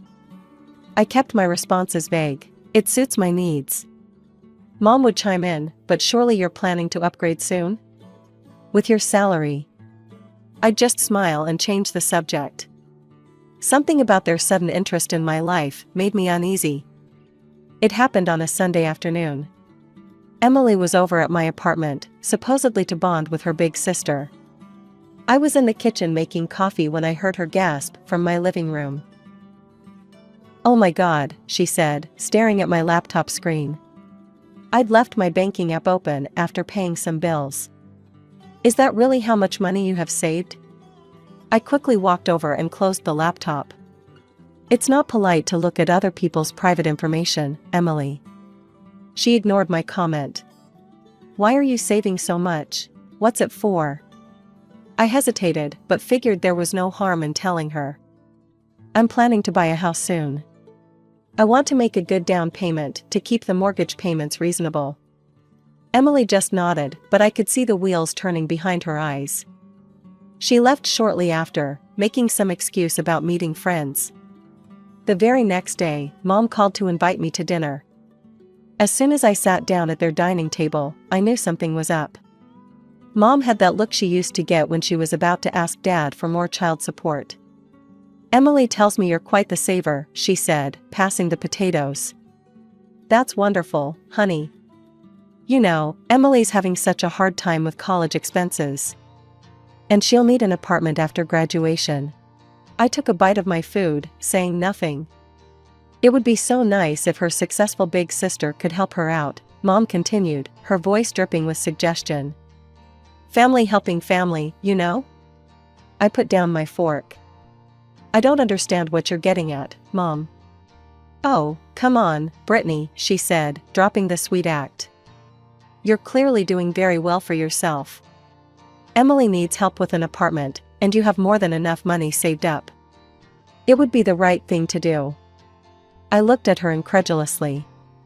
The right thing to do? You mean give Emily my house down payment? Well, you're already established in your career, Richard chimed in. Emily's just starting out. She needs the help more than you do. I'm not established, I said firmly. I'm working hard and saving my money to build my own future. I'm not giving Emily my savings. Mom's face darkened. So you're just going to let your sister struggle while you sit on a pile of money? After all we've done for you? I almost laughed at that. All you've done for me? Like what exactly? Forget my birthdays? Ignore me for years? Push me aside for Emily? You're being selfish, Richard muttered, not quite meeting my eyes. A real sister would want to help. A real mother would have been there for both her daughters, I shot back, standing up. I'm taking care of myself first. Emily is your responsibility, not mine. The silence that followed was deafening. Mom sat there, jaw clenched, while Richard glared at his plate. Emily wasn't at this dinner, but I could imagine her reaction when they told her later. Poor Emily, whose selfish big sister wouldn't give her a free apartment. 2 weeks after that disastrous dinner, I had to leave for a business trip to Singapore. Mark had trusted me with an important client presentation, and I'd be out of reach for most of the time due to the time difference and packed schedule. I'll be gone for about 10 days, I told Mom when she called, trying to maintain some semblance of politeness despite our recent argument. Just letting you know I'll be out of contact. Oh, overseas? How nice for you, she replied, her voice oddly interested. The trip went well, but when I landed back home, my phone exploded with notifications as soon as I turned off airplane mode. Banking alerts. Dozens of them. My hands started shaking as I scrolled through them. Account transfer, $100,750. The world started spinning. I rushed home, threw open my laptop, and logged into my banking app. There it was, a massive transfer to an account I didn't recognize. But the name on the transfer. Patricia Warren, my mother's name. I drove to their house like a woman possessed, my banking app screenshots pulled up on my phone. When I pounded on their door, Richard answered with a smug look that made my blood boil.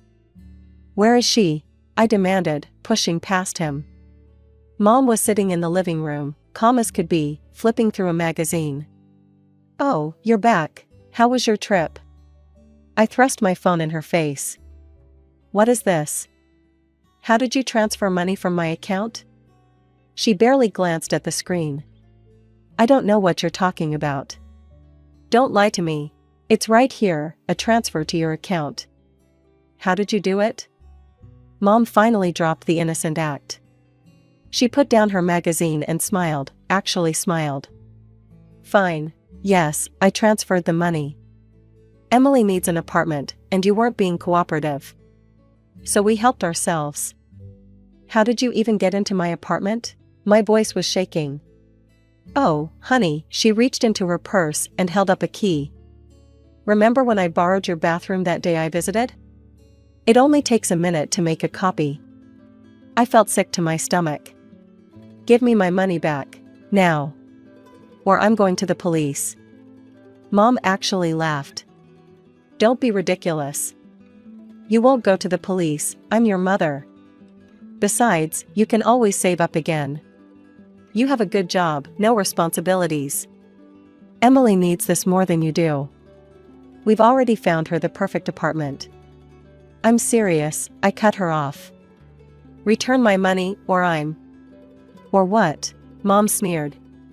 You'll send your own mother to jail? Please. You don't have the spine. Richard grabbed my arm and started pushing me toward the door. I think it's time for you to leave. This is your last chance, I warned them. Give me back my money. Mom's only response was to wave goodbye with a smirk. Richard shoved me out onto the porch and slammed the door in my face. The police station was quiet that night. I sat across from Detective Martinez, my hand steady as I filled out the complaint form. I had everything documented: the unauthorized transfer, screenshots of the banking app, text messages with my mother about my business trip. Richard called me that same night, his voice alternating between threats and pleas. You need to withdraw the complaint, he demanded. Do you have any idea what you're doing to your mother? Your mother's crying. I hung up. Let her cry. I'd cried plenty of times over the years, because of her. The legal process moved surprisingly quickly. The evidence was overwhelming, and Mom's arrogant admission to the theft didn't help her case. She sat in the courtroom, playing the role of the repentant mother, tears streaming down her face as she promised to return every penny. I just wanted to help my younger daughter, she sobbed to the judge. I let my maternal instincts cloud my judgment. I almost laughed out loud. Maternal instincts? Since when? The judge wasn't impressed. Mrs. Warren, your maternal instincts led you to commit premeditated theft and fraud against your other daughter. The only reason you're not going to prison is that you've agreed to make full restitution and have no prior criminal record. She got a suspended sentence and was ordered to return my money within 30 days. I got a restraining order against both her and Richard, just to be safe. Dad and Sarah were with me through all of it. They sat behind me in court, brought me dinner when I was too exhausted to cook, and never once said "I told you so" about letting Mom back into my life. You did the right thing, Sarah told me after the sentencing. They needed to learn they couldn't take advantage of you anymore. Tommy, in his typical fashion, tried to lighten the mood. Well, at least now you know for sure which family actually loves you. He was right. The lines were clear now. I had my real family: Dad, Sarah, Tommy, even Mark, who'd been incredibly supportive through the whole ordeal. And then there were the others: Mom, Richard, Emily, who'd shown their true colors in the most dramatic way possible. 6 months have passed since then. My money is back in my account, earning interest while I house hunt. I've got my eye on a lovely 3-bedroom colonial with a fenced backyard, just 10 minutes from Dad and Sarah's place. The mortgage paperwork is being processed, and this time I'm the only one with keys to my home. Mom still tries to reach out sometimes, through relatives or mutual acquaintances. She claims she's changed, that she's sorry, that she wants to make amends. But I'm done giving chances to people who see me as nothing but a resource to exploit. Yesterday, I had dinner with my real family to celebrate my upcoming house purchase. As we sat around Sarah and Dad's dining table, sharing jokes and making plans for my housewarming party, I realized something: sometimes the family you choose is better than the family you're born into. And sometimes, letting go of toxic relationships is the healthiest thing you can do for yourself. In 2 weeks, I'll be signing the papers for my new house. Dad's already planning to help me paint the walls, and Sarah's been sending me links to furniture she thinks would look perfect in my living room. This is what family should be: people who support you, love you, and would never dream of hurting you for their own gain. As for Mom, Richard, and Emily, they can keep their perfect family photos and their manipulative games. I've got something better: a real family, a clear conscience, and soon, a house with exactly one set of keys. I grew up in a small town, in a modest 2-story house with my parents, and my older sister Grace. She was just 2 years older than me, but sometimes it felt like we lived in completely different worlds.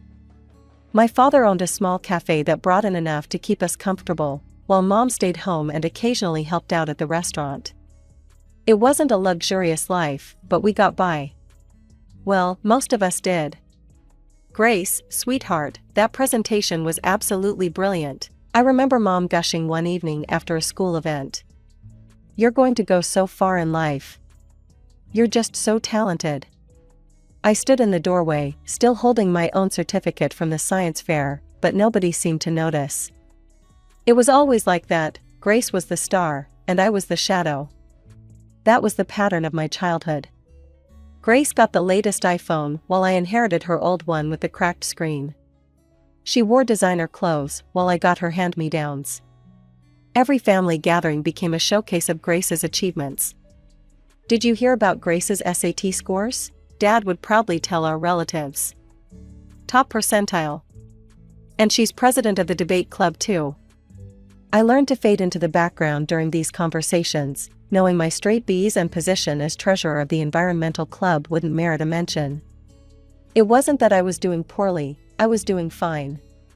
But in our house, fine might as well have been failure. Stella, Mom said to me once, when I was helping her fold laundry, you should really think about practical career options. Maybe something in retail or service? There's nothing wrong with honest work. The word stung, but I'd gotten used to the constant reminders of my perceived limitations. What I hadn't gotten used to was the way they seemed to actively work to reinforce them. Looking back now, I realize that those early years were setting the stage for everything that would follow. The constant comparisons, the subtle put-downs, the clear message that I was somehow less than my sister, it all left marks that would take years to heal. But sometimes the deepest wounds become the strongest motivations, and my family had no idea how their treatment would eventually come back to shape all our futures. I still remember the day Grace got her college acceptance letter. The whole house erupted in celebration. Mom made her favorite dinner, Dad brought home an expensive bottle of wine, and they spent the entire evening making plans for her future. Our brilliant girl is going to one of the best colleges in the city. Mom couldn't stop beaming. We've been saving for this moment since you were born, sweetheart. I sat quietly at the dinner table, pushing food around my plate, trying to imagine what my own celebration would be like in 2 years. I should have known better. When my turn came, the response couldn't have been more different. I'd worked hard to maintain good grades, joined clubs, and even took extra courses to boost my college applications. But none of that seemed to matter. College? Mom's laugh was sharp and dismissive when I brought up the subject. Stella, be realistic. We just can't afford to send you to. Besides, you're not really college material. But what about all the money you saved for Grace? I asked, my voice shaking. Dad cleared his throat uncomfortably. That was different. Grace had a clear path, exceptional grades. You're more suited for practical work. Speaking of which, I could use another waitress at the cafe. I couldn't believe what I was hearing. I could work while studying, I pleaded. Please, just help me get started. We could borrow from relatives, or take out a loan. I'll pay back every penny with interest. I'll even get it in writing with a lawyer. We never borrow from anyone in principle, Mom said coldly. We don't borrow money, and we're not going to change our principles for you. You need to accept your limitations and find a suitable job. I spent that night crying in my room, but by morning, determination had replaced my tears. I went to the only people who had ever truly seen me, my grandparents. Grandpa, Grandma, I need your help, I explained everything through tears at their kitchen table. I can't just give up on college. I can't. Grandpa's eyes were filled with a mixture of anger and sadness. We don't have savings, sweetheart, but let me see what I can do. No grandchild of mine is going to have their dreams crushed like this. The next few weeks were a roller coaster of emotions. First, the disappointment of the bank rejecting the loan application. Then, the shocking moment when Grandpa announced he was selling their old country house and the plot of land it sat on. The sale of the property provided exactly enough for my college tuition. I applied to study investment management in a city far from home, as far as I could get from the constant reminders of my family's lack of faith in me. The day I left, Mom and Dad didn't even come to say goodbye. Only my grandparents stood at the bus station, Grandma hugging me tight while Grandpa wiped away what he tried to pretend weren't tears. From that day forward, I cut ties with my parents completely. When breaks came and I had to return to town, I stayed with my grandparents in their now smaller house. Their sacrifice meant everything to me, and every time I walked into their modest home, I was reminded of what real family support looked like. After 4 years of hard work, I finally graduated with my degree in investment management. I returned to my hometown with big dreams and a freshly printed diploma, but reality hit hard. The job market wasn't exactly welcoming to new graduates, and I spent weeks sending out applications without any promising responses. Eventually, I landed a position at a small trading company.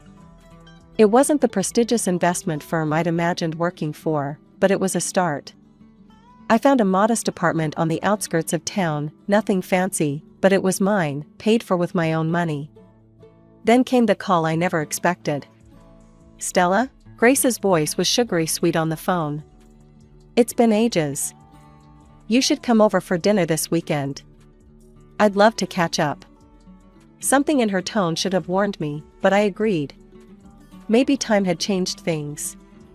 Maybe we could finally have a real relationship as adults. I couldn't have been more wrong. When I arrived at Grace's house that evening, I immediately knew I'd walked into a trap. My parents were already there, along with Grace's boyfriend, a slick-looking guy in an expensive suit who barely acknowledged my existence.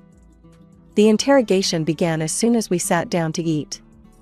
"So, Stella," Mom started, her fork poised midair, "tell us about this job of yours." "I'm working at a trading company," I said, trying to keep my voice steady. "It's small, but..." Grace cut in with a laugh. "Trading company? You mean like those discount stores? Honestly, you didn't need a college degree for that. Anyone could walk in off the street and get that job." Unlike Grace, Mom beamed, "who's a manager at the Citibank. And Thomas here is a lawyer with Anderson and Pierce." Grace's boyfriend nodded smugly. "Top law firm in the state." "I told you college wasn't necessary for you, dear," Mom sighed. "Such a waste of your grandfather's property." Dad chuckled, swirling his wine glass. "Hey, my offer still stands. I could use an educated waitress at the cafe. Think how impressed the customers would be. Would you like fries with that? From someone with a college degree." They all laughed, except me. I stared at my plate, pushing the food around, just like I used to do as a child. "Where did you say you're living now?" Grace asked, though I hadn't mentioned it yet. "I found a place on Cedar Street," I replied quietly. The table erupted in theatrical gasps. "Cedar Street?" Grace's eyes widened in mock concern. "Oh, Stella, that's literally the worst neighborhood in the city. Only..." She paused for effect. "Well, you know, people who can't afford better live there." "Beggars, she means beggars," Mom stage whispered, and they all laughed again. Something inside me snapped. For years of distance hadn't changed anything. They were still the same cruel, judgmental people they'd always been. I stood up so abruptly, my chair scraped loudly against the floor. "You know what? I'd rather be a beggar than be like any of you," I spat out. "At least I got where I am on my own, without riding on someone else's coattails or living off Daddy's money." I grabbed my purse and headed for the door, ignoring their protests and accusations. As I walked out into the night, I promised myself it would be the last time I ever set foot in their presence. Life has a funny way of surprising you just when you think you've hit a dead end. I was still working at the small trading company, doing my best but feeling stuck, when my phone rang one afternoon. It was Lisa, my old college roommate. "Stella, you're not going to believe this," she was practically shouting with excitement. "Remember how we always talked about working for Maxwell Investment Group? They're opening an office in your city, and they're looking for fresh talent. I already put in a good word for you." My heart started racing. Maxwell was one of the biggest names in investment management. I spent that night updating my resume and the next week preparing for the interview. When I walked into their temporary office, I felt like everything in my life had been leading to this moment. The interview wasn't easy. They grilled me on everything from market trends to specific investment strategies. But all those extra hours I'd put in at my current job, all the additional research I'd done in my free time, it all paid off. A week later, I got the call. I was in. from day one, I threw myself into the work. While others went home at 5, I stayed late, developing new investment strategies and refining my project proposals. My first major project was managing a portfolio for a mid-sized tech company. When it yielded a 40% return in the first quarter, people started noticing. "Stella, this is exceptional work," my supervisor said during my 6-month review. Along with his praise came a bonus that was larger than my entire year's salary at the previous company. But it wasn't enough. I worked harder, took on bigger projects, built a reputation for turning struggling investments into gold mines. The bonuses kept getting bigger, and I had a plan for every penny. 2 years after starting at Maxwell, I walked into a luxury car dealership. The salesman probably thought I was lost until I pointed to their top-of-the-line model and said, "I'll take that one." An hour later, I was pulling up to my grandparents' house in a gleaming new car, complete with a giant red bow on top. Grandpa's jaw dropped when I handed him the keys. But I wasn't done. The next month, I closed on a stunning apartment in the Heights, the most prestigious new development in the city. Floor-to-ceiling windows, marble countertops, and a view that made you feel like you owned the whole city. I was walking out of my building one morning, coffee in hand, when I heard a familiar voice. "Stella?" Grace stood there in her designer workout gear, looking like she'd seen a ghost. "What are you doing here?" I took a slow sip of my coffee, savoring the moment. "Oh, I live here," I said casually, pointing to the penthouse level of the building. "Just bought it, actually." The look on Grace's face was priceless, a mixture of disbelief, shock, and something else. For the first time in our lives, I saw envy in my perfect sister's eyes. A week after my encounter with Grace, my phone rang. Seeing my parents' number on the screen was surprising enough, they hadn't called me in years. Even more surprising was that they were in the neighborhood and wanted to stop by. I agreed, more out of curiosity than anything else. When they walked into my apartment, their expressions were priceless.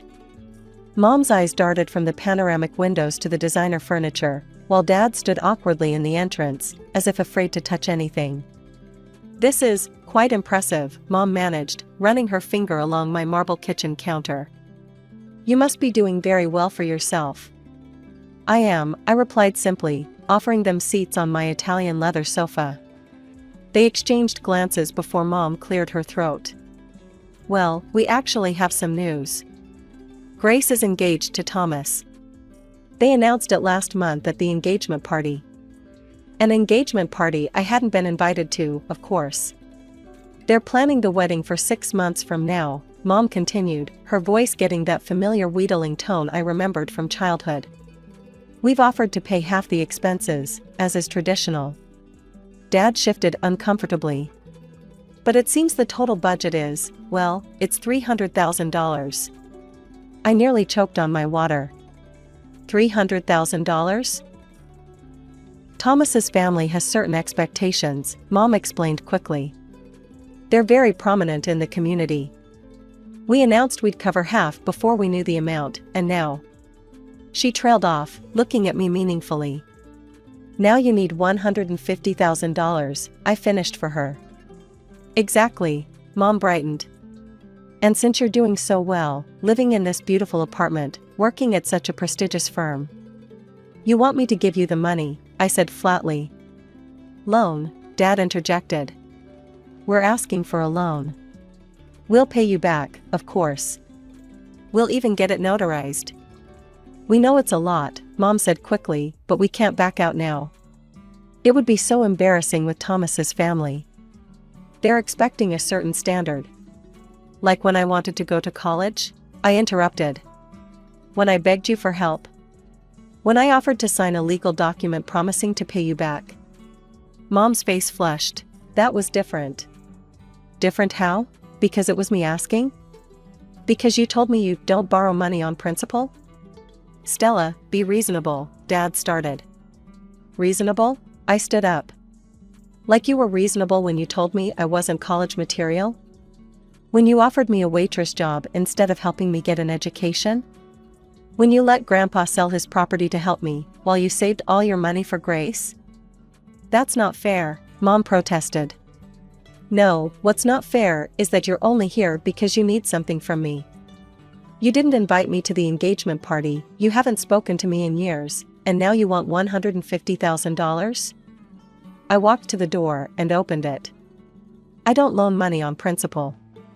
I believe that's a family tradition, isn't it? Mom's face turned red with anger. How dare you throw our words back at us? After everything we've done for you. Everything you've done for me? I laughed bitterly. Please leave, now. They stormed out, Mom muttering about ingratitude and Dad avoiding eye contact. As I closed the door behind them, I felt a weight lift from my shoulders. For the first time in my life, I'd stood up to them on my own terms, in my own home, from a position of strength. My phone rang again the next day. This time it was Grace. What is wrong with you? She didn't even bother with a hello. Mom told me what happened. How can you be so selfish? I sat back in my office chair, watching the sunset through my panoramic windows. Selfish? That's rich coming from you, Grace. We're family, Stella.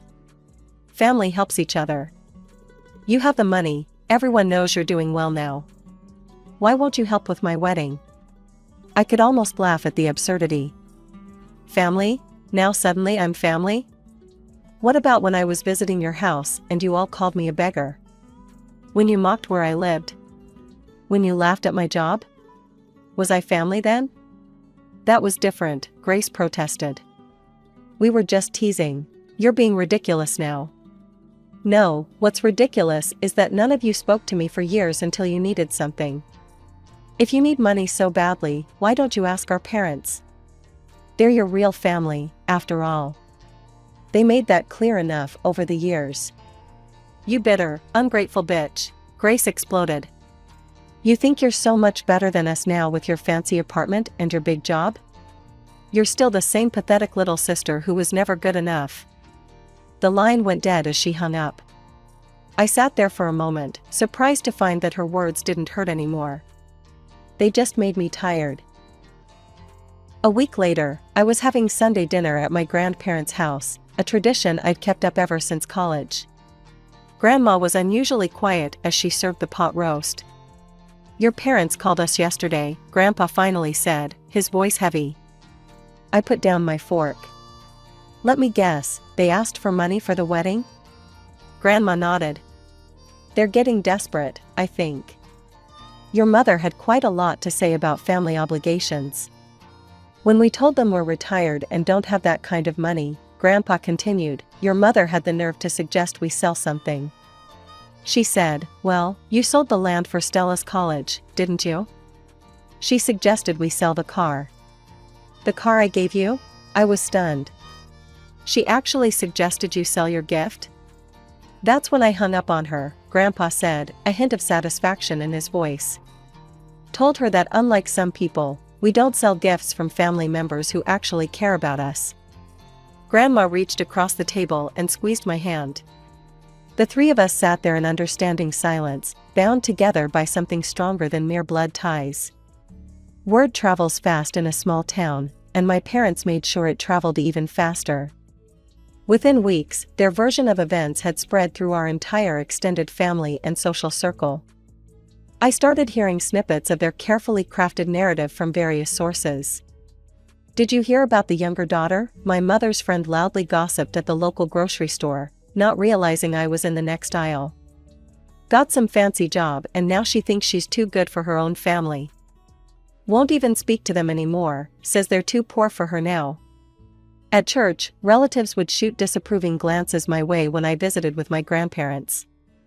My Aunt Martha called one evening, heavy with judgment. Your mother told me you wouldn't even let her into your apartment when she came to visit. How could you treat your own mother that way? I could have corrected the record. Could have told everyone how my parents had only reached out when they needed money, how they'd never supported my dreams, how they'd mocked and belittled me at every turn. But I'd learned long ago that trying to defend yourself against toxic people only gives them more ammunition. Instead, I focused on my work, spent time with my grandparents, and let the gossip swirl around me like autumn leaves in the wind. My grandparents knew the truth, they'd lived through every moment of it with me, and that was enough. But with 2 weeks left before the wedding, Grace made one final attempt. She showed up at my apartment unannounced, wearing her most expensive outfit and her most convincing smile. "Stella, we need to talk," she said, brushing past me into the living room. "This has gone on long enough. We're sisters, we shouldn't be fighting like this." I stood by the window, arms crossed, watching her settle herself on my sofa as if she owned it. "Why are you really here, Grace?" "To make peace," she gave me her best pageant winner smile. "And, to help you understand the situation better. You see, Thomas's parents are not just rich, they're old money. They have connections everywhere. The wedding has to be perfect." I waited, knowing there was more. "The final payments are due next week, the restaurant deposit, the wedding planner's fee, the flowers." She twisted her engagement ring nervously. "If Mom and Dad can't contribute their share, it's going to be so embarrassing. Thomas's parents will find out they couldn't afford it. It won't just reflect badly on Mom and Dad, it'll reflect on me. On my future with Thomas. So this visit isn't really about reconciling. It's about the money." "No. Well, yes, but..." She stood up and walked over to me, placing her hand on my arm. "Stella, please. You're my sister, I need your help. We need to make a great impression on Thomas's parents." I gently removed her hand, walked to the door, and opened it. "I don't care about impressing Thomas's parents. I don't care about your perfect wedding. And I definitely don't care what any of you think anymore. You're making a huge mistake," she said, her voice trembling with anger. "You'll regret this." I smiled, feeling genuinely at peace. "No, Grace. For the first time in my life, I'm absolutely certain I won't." A few days after Grace's visit, my phone lit up with a text from Sarah, her college friend who'd always been kind to me. She thought I should know what had happened at the country club the previous evening. "Your parents finally had to come clean to Thomas's family," she wrote. "They couldn't dodge the wedding planner's calls anymore." It was apparently quite a scene. I could picture it clearly, the elegant country club dining room, Thomas's wealthy parents in their designer clothes, the moment my parents had to admit they couldn't afford their share of the wedding expenses. According to Sarah, Thomas's mother had practically turned purple with rage. The carefully planned fairy tale wedding began to unravel. The honeymoon suite in the Maldives, cancelled. The vintage champagne order, scaled back. The designer flower arrangements, simplified. Thomas's parents eventually agreed to cover all the expenses themselves, but the damage was done. The wedding did go forward, though scaled down from its original grandeur. I wasn't invited, of course, but I didn't expect to be. My grandparents received an invitation but declined to attend, sending a polite note about prior commitments. We spent that Saturday together instead, having a picnic in their backyard, steadfastly avoiding any mention of the event taking place across town. A week later, the wedding photos appeared on social media. I found myself scrolling through them one evening, wine glass in hand, studying the faces in each carefully staged shot. There was Grace in her designer gown. Thomas looked stiff and formal, his family arranged around him like expensive statues. And my parents, they were easy to spot in their new outfits, probably bought on credit, trying so hard to look like they belonged in this world of old money and country club memberships. But their smiles were strained, their poses awkward. Thomas's parents appeared in only a few photos, their expressions ranging from barely concealed disdain to outright displeasure. In one particularly telling shot, his mother was caught looking at my parents with the kind of expression usually reserved for something unpleasant found on the bottom of one's shoe. Sarah texted me updates occasionally in the weeks that followed. Grace and Thomas moved into a house his parents had bought them as a wedding gift. My parents rarely visited, apparently, they weren't quite what Thomas's family had envisioned for Sunday dinners. I haven't spoken to my parents or Grace since before the wedding. I doubt I ever will again. But sitting here in my apartment, watching the sunset paint the city sky in shades of gold, I finally feel at peace with that fact. Some bridges, once burned, should stay ashes. My earliest memories aren't of bedtime stories or family picnics, they're of screaming matches and slammed doors. I'm Elsie, and for the first 8 years of my life, I watched my parents' marriage crumble one fight at a time. Dad always found something wrong with everything Mom did. The dinner was too salty. The laundry wasn't folded right. She spent too much money at the grocery store. She was teaching me bad habits. It didn't matter what she did, it was never good enough for him. "You're completely useless, Sarah," he would shout, his face red with anger. "Can't you do anything right?" I would hide in my room during these fights, pressing my hands against my ears, but their voices always found their way through the walls. After each fight, I'd hear Mom crying in the bathroom, trying to muffle her sobs with running water. The pattern continued year after year. Some days were better than others, but the tension was always there, like a storm waiting to break. Dad worked as a successful corporate lawyer, and he wielded his professional authority at home like a weapon. Mom was a stay-at-home mother who had given up her teaching career when I was born, something Dad never let her forget.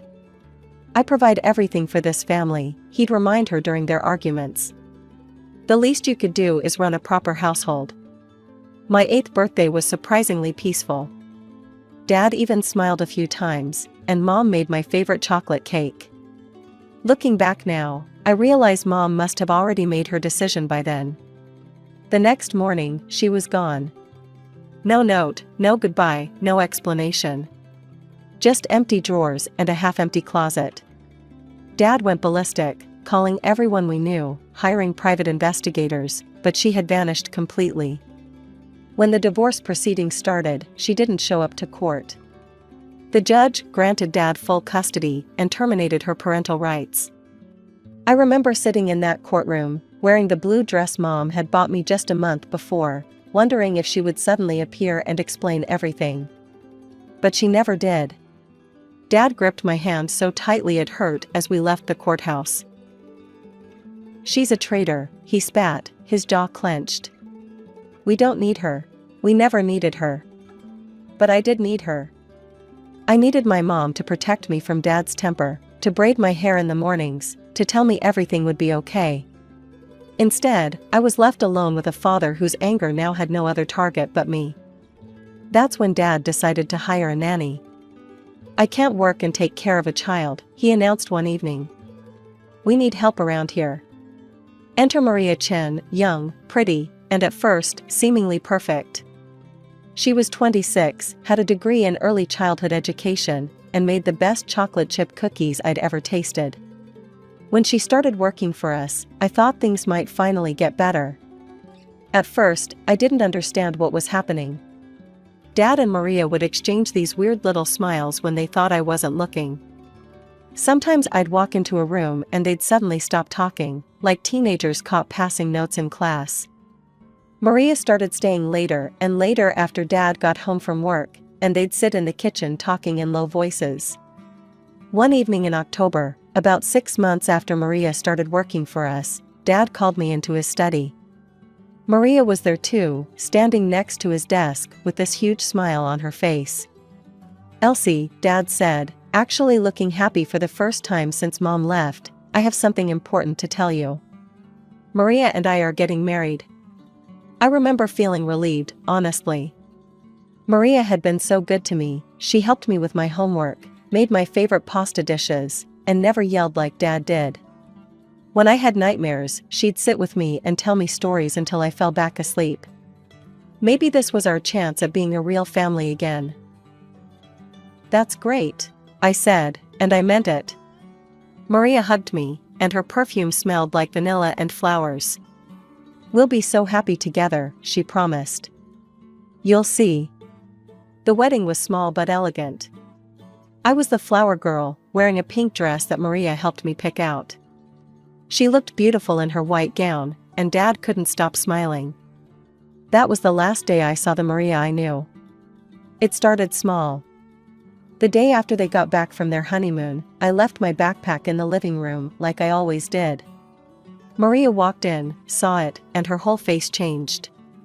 Pick that up immediately, she snapped. This isn't a pigsty. I was shocked. Maria had never spoken to me like that before. But that was just the beginning. Suddenly, everything I did was wrong. My bed wasn't made properly. I was too loud when I walked. I didn't say please and thank you enough times. One day, confused and hurt by her complete transformation, I worked up the courage to ask her directly, "Why are you so different now? You used to be so nice to me." Maria laughed, not the warm laugh I remembered, but something cold and sharp. "Oh, sweetie," she said, examining her perfectly manicured nails. "Before, I was just an employee. Now I'm the lady of this house, and you need to learn your place. When I tell you to do something, you do it. No questions asked." I ran to Dad's study that evening, tears streaming down my face, and told him everything. I thought he would protect me, set things right. Instead, his face turned that dangerous shade of red I remembered from his fights with Mom. "You're just like your mother," he snarled, slamming his hand on the desk. "Always complaining, always causing problems. Let me make something very clear. If I hear you saying one more word against Maria to anyone, you'll be very, very sorry. Do you understand me?" I nodded, my whole body shaking, and fled to my room. That night, I cried into my pillow until it was soaked through, wishing desperately for Mom to come back and save me. Life became a minefield of new rules and restrictions. Maria wielded her authority like a weapon, finding new ways to make my life miserable every day. First, she banned my favorite pop music because it was too vulgar. Then she took away the small TV in my room, claiming it was distracting me from my studies, even though I had straight A's. She started controlling what I wore, throwing out my favorite jeans because they were too casual. My colorful bedspread was replaced with plain white sheets because my room needed to match the house aesthetic. She even scheduled my shower times, no longer than 10 minutes, and only at specific hours she approved. The only light in this darkness was Grandma Helen, Mom's mother. She visited every few weeks, always bringing me something special: books, clothes, or little pieces of jewelry that Maria couldn't justify taking away because they were family gifts. "How are you doing, sweetheart?" Grandma would ask during her visits, her eyes searching my face for the truth. I'd feel Dad's and Maria's eyes on me, remember Dad's threat, and force a smile. "I'm fine, Grandma, everything's great." This went on for 3 years. I learned to live by Maria's rules, to stay quiet, to be invisible. Then, when I was 13, Maria announced she was pregnant. Dad was ecstatic. He started converting the guest room into a nursery before she was even showing. Maria spent hours looking at baby clothes and designing the perfect room for their precious daughter. When little Sophie was born, it was like I ceased to exist entirely. Dad took photos of everything she did: her first smile, her first attempt to roll over, her first grab at a toy. Maria posted hourly updates on social media about her perfect little angel. But 6 months into their parental bliss, Maria started complaining. "I'm so exhausted," she'd whine to Dad. "The baby needs constant attention. I can't even get my nails done anymore." Dad, ever the problem solver, suggested hiring a babysitter. "There are plenty of qualified college students looking for work," he said one evening over dinner. "We could interview some." I watched Maria's face twist into a grimace at the mention of college students. Her hand tightened around her fork, and I could practically read her thoughts. After all, wasn't that exactly how she'd gotten her position in this house? A young, pretty student nanny who ended up becoming the wife? The irony wasn't lost on me, even at 13. "Absolutely not," Maria cut him off, her fork clattering against her plate. Her eyes narrowed as she looked at me across the table. "We don't need to hire anyone. We have a perfectly capable babysitter right here." Dad followed her gaze and nodded slowly. "You're right. Elsie can help out with Sophie. It'll be good for her to learn some responsibility." What started as helping out quickly turned into full-time, unpaid childcare. Every day after school, Maria would be waiting by the door, Sophie already in her arms. The moment I stepped inside, she'd practically throw the baby at me. "She's been fed, but she'll need changing soon," Maria would say, already grabbing her designer purse. "I have an appointment at the salon," or "I'm meeting the girls for coffee," or whatever excuse she had that day. I loved Sophie. She was an innocent baby who didn't deserve to be caught in the middle of all this. But I was 14, trying to maintain my grades while essentially becoming a full-time nanny. Instead of doing my algebra homework, I was warming bottles and making baby food. Rather than working on my history project, I was changing diapers and singing lullabies. Maria would breeze in around 6:30, just before Dad got home, carrying takeout containers from expensive restaurants. "I'm exhausted from cooking all day," she'd announce as Dad walked in, setting the food on the table. I'd be there, still in my school uniform, Sophie on my hip, homework untouched. One day at school, I couldn't take it anymore. During lunch, I broke down and told my friend Amanda everything, about being forced to watch Sophie every day, about not having time for homework, about Maria's lies to Dad. "That's not right," Amanda said, her face serious. "My mom works for Child Protective Services. This is exactly the kind of thing she deals with. I should have known better than to trust anyone." 2 days later, I was home with Sophie, trying to simultaneously feed her strained peas and read my English assignment, when there was a knock at the door. 3 people in professional attire introduced themselves as representatives from CPS. They asked where Maria was. I told the truth, at her weekly spa appointment. They looked around the house, took notes, asked me questions about my daily routine. Then they called my father. Dad arrived 20 minutes later, his face a mask of calm that didn't reach his eyes. I knew that look. It was the same one he used to wear before his worst fights with Mom. The CPS workers explained their concerns about leaving a 14-year-old in charge of an infant for extended periods. They issued a formal warning about negligent supervision and left their card. The moment their car pulled away, Dad exploded. "You treacherous little snake," he roared, his face purple with rage. "Just like your mother, always trying to destroy this family. Do you have any idea what you've done?"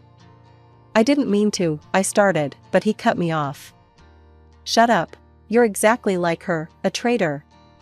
You betrayed this family, betrayed Maria's trust." Maria came home then, her hair freshly styled, nails gleaming. Dad told her everything, but remarkably, his anger never touched her. Instead, she burst into tears, claiming I was trying to ruin her life, that I was jealous of her relationship with Sophie, that I was ungrateful for everything they'd done for me. "Go to your room," Dad bellowed. "No phone, no computer, no leaving the house except for school for the next month. And if you ever pull something like this again." He didn't finish the threat. He didn't need to. A week after the CPS incident, I waited until Dad and Maria were asleep, then crept downstairs with my phone that they'd forgotten to take away. My hands were shaking as I dialed Grandma Helen's number. "Grandma?" I whispered when she answered. "I need help." My voice broke as I told her everything, the forced babysitting, the neglect, Dad's rage, the punishment. She listened quietly, only occasionally making soft sounds of distress. "I'll be there tomorrow morning," she said firmly. "Pack a bag, sweetheart, just in case." True to her word, Grandma Helen arrived at 9 a.m. sharp the next day. She wasn't her usual diplomatic self. She stormed into the house like an avenging angel, her normally perfect hair slightly disheveled, her eyes blazing. "I've watched this situation long enough," she announced to Dad and Maria in our living room. "I know everything, how you've turned my granddaughter into an unpaid servant, how you've been neglecting her education, how you punish her for speaking the truth." Dad started to protest, but Grandma cut him off. "I'm taking Elsie to live with me. You can either agree to this amicably, or we can let a judge decide after I show them the evidence I've been collecting." "You can't just take her," Dad spluttered, but I noticed Maria's expression shift. She touched Dad's arm gently. "Maybe," she said softly, "maybe it would be better for everyone. We could focus on Sophie, and Elsie would have more opportunities with Helen." I could see the wheels turning in Dad's head as Maria continued to whisper persuasively in his ear. Within an hour, he agreed to let me go. Grandma's house, or rather, mansion, was like something out of a dream. Located in the wealthy part of town, it had a sweeping driveway, manicured gardens, and more rooms than I could count. My bedroom was bigger than our entire living room at Dad's house, with a window seat overlooking the rose garden. "This is your home now," Grandma said, helping me unpack. "You can decorate it however you like." I transferred to Winchester Prep, where I quickly made real friends for the first time in years. No one there knew my history, and I could just be myself, not the unwanted stepdaughter, not the unpaid babysitter, just Elsie. On my 16th birthday, Grandma called me into her study. She was sitting behind her antique desk, looking more serious than usual. "I've set up a college fund for you," she announced. "It should cover tuition at any university you choose, Harvard, Yale, Stanford, wherever you want to go." That night, I stayed up late studying for my AP biology test. For the first time in my life, I wasn't just studying to escape my reality, I was studying for my future.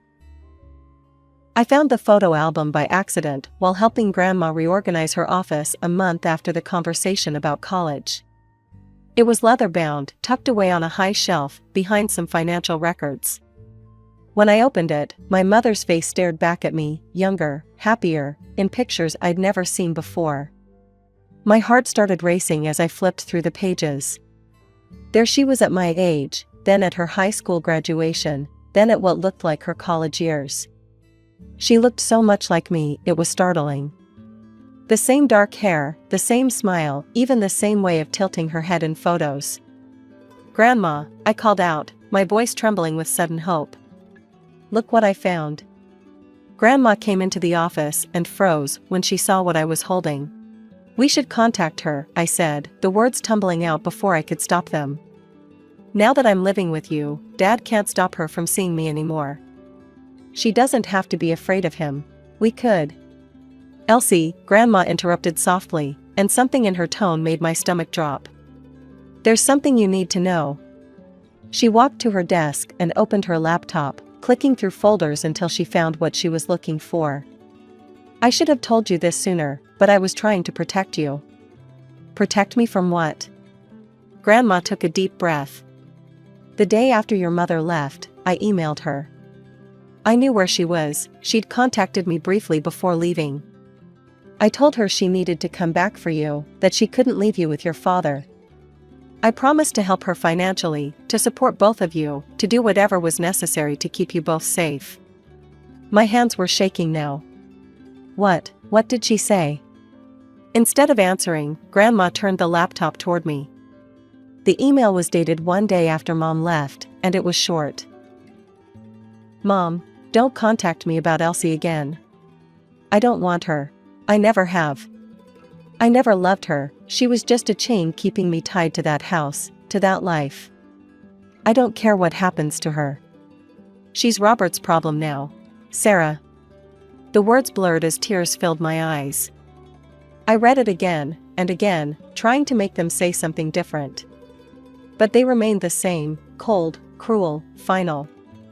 "I saved it," Grandma said quietly. "I thought someday you might need to know the truth." I closed the photo album slowly, my mother's smiling face suddenly seeming like a mockery. All these years, I'd imagined her forced away by Dad's cruelty, too afraid to contact me, perhaps watching me from afar and loving me in secret. But the truth was simpler and far more brutal, she'd never wanted me at all. The next 2 years were the happiest of my life. I got accepted to Princeton with a perfect GPA and spent my weekdays immersed in my studies, making new friends, and building a life for myself. Every weekend, I'd call Grandma Helen, and during holidays and vacations, I'd return home to her. "Tell me everything," she'd say as we shared tea in her garden, and I'd talk for hours about my classes, my friends, my dreams for the future. Then, halfway through my sophomore year, Grandma got sick. It started with what seemed like a simple cold, but quickly turned into something much worse. The doctors discovered stage 4 lung cancer, already spread throughout her body. They gave her 6 months. She fought hard, never losing her dignity or her sharp wit, but the doctors were right. I spent that summer break by her bedside, watching her slip away. She died on a quiet Tuesday morning in August, holding my hand and telling me how proud she was of me. The funeral was well attended. Grandma Helen had been a pillar of the community, and people came from all over to pay their respects. Business associates, charity board members, friends from her social clubs, distant relatives I barely knew, they all came to say goodbye. But 3 people were conspicuously absent: my mother, my father, and Maria. Not that I expected them to come, but their absence felt like one final confirmation of how completely they'd cut themselves out of our lives. 2 weeks after the funeral, I received a call from Mr. Patterson, Grandma's notary, asking me to come to his office for the reading of the will. When I arrived, I found someone I hadn't seen in over a decade: my mother. She was with a man who looked about 5 years younger than her, dressed in an expensive but ill-fitting suit. She barely glanced at me when I walked in, though I caught her checking her watch repeatedly as she urged Mr. Patterson to get on with it. The reading itself was brief but devastating, at least for her. Grandma had left me her house, all her jewelry, and the bulk of her fortune, $700,000. My mother received $100,000 and nothing else. This can't be right, my mother burst out, her composure finally cracking. Tears streamed down her face, smearing her perfect makeup. I'm her daughter. I have debts to pay. I need that money. The younger man with her shifted uncomfortably in his chair as she continued to sob and plead, claiming she was entitled to more, that it wasn't fair, that she needed help. I stood up without a word and walked out, her cries following me down the hallway. The next morning, I was in Grandma's study, my study now, sorting through decades of documents. The doorbell rang around noon. When I opened the door, my mother stood there, wearing a different designer outfit than yesterday, but the same desperate expression. She walked past me into the foyer, her eyes drinking in every detail of the house. Oh, it's exactly as I remember it. I grew up here, you know. That chip in the marble by the stairs? That's from when I was 7 and dropped my roller skates. Why are you here? I asked, closing the door but not moving from it. She ran her hand along the banister. I miss this place, miss you. We have so much catching up to do, don't you think? Mother and daughter, finally reunited. I almost laughed at the absurdity of it. 12 years. It took you 12 years to miss me? I know I made mistakes, she said, her voice taking on a pleading tone. I was young, trapped in a horrible marriage with your father. I wasn't thinking clearly. She moved into the living room, settling onto the couch as if she belonged there. Actually, sweetie, I was hoping we could help each other out. I'm in a bit of a financial bind right now, and this house is so big for just one person. No, I said firmly. You can't live here. Not now, not ever.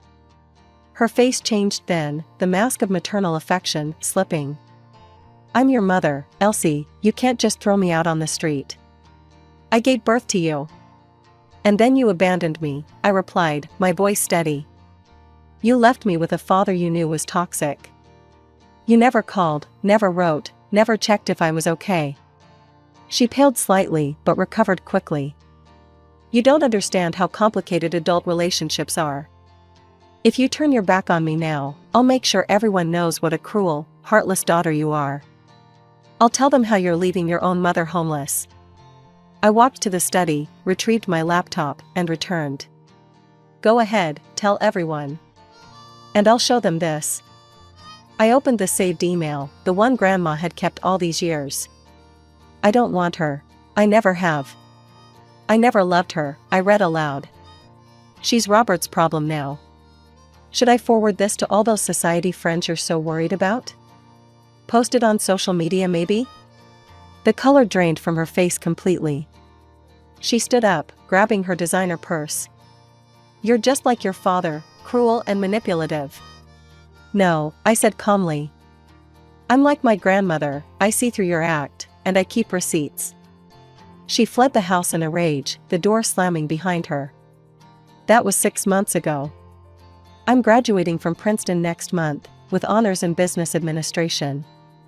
I've already accepted a job offer at a consulting firm in town, and in July, I'll move back into Grandma's house permanently. My house now. Dad tried to call once, probably after hearing about the inheritance from my mother. I didn't answer. Maria still posts perfect family photos with Sophie on social media. I blocked her account. My mother occasionally sends manipulative texts about forgiveness and family obligations. I blocked her number too. Some people say you can't choose your family, but I disagree. Grandma chose me when my own parents wouldn't, and that's the legacy I'm choosing to honor. I'm having the house renovated next month, updating it while keeping all the things that made it special to Grandma. Yesterday, I found a letter Grandma had written to me before she died, tucked away in her desk drawer. Remember, she wrote, your worth isn't determined by those who left, but by how you choose to move forward. You are stronger than you know, smarter than you believe, and more loved than you can imagine. She was right. The past is the past, and I'm done letting it define my future. My name is Carol, and I'm 22 years old. I just graduated from college, and I've got a story to tell you about my house. Well, technically, my mother's house. Or it was, until she passed away from intestinal cancer 4 years ago and left it to me. Mom was always the planning type.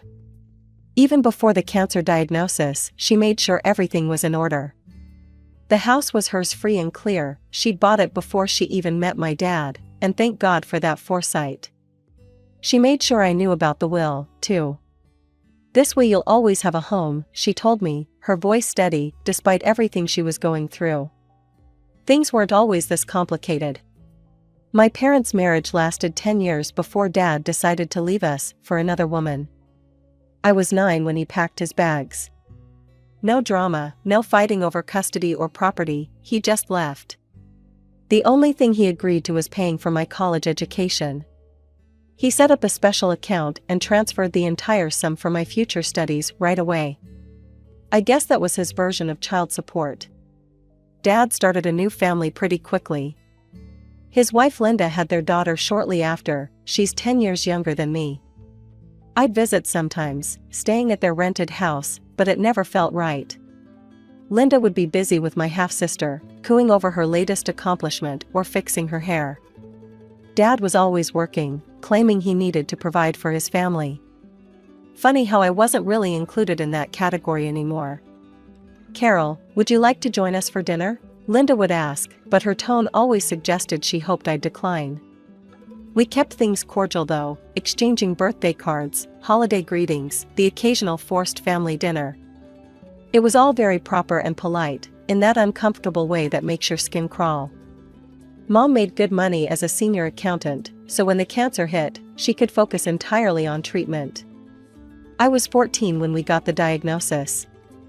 She quit her job immediately to focus on fighting the disease.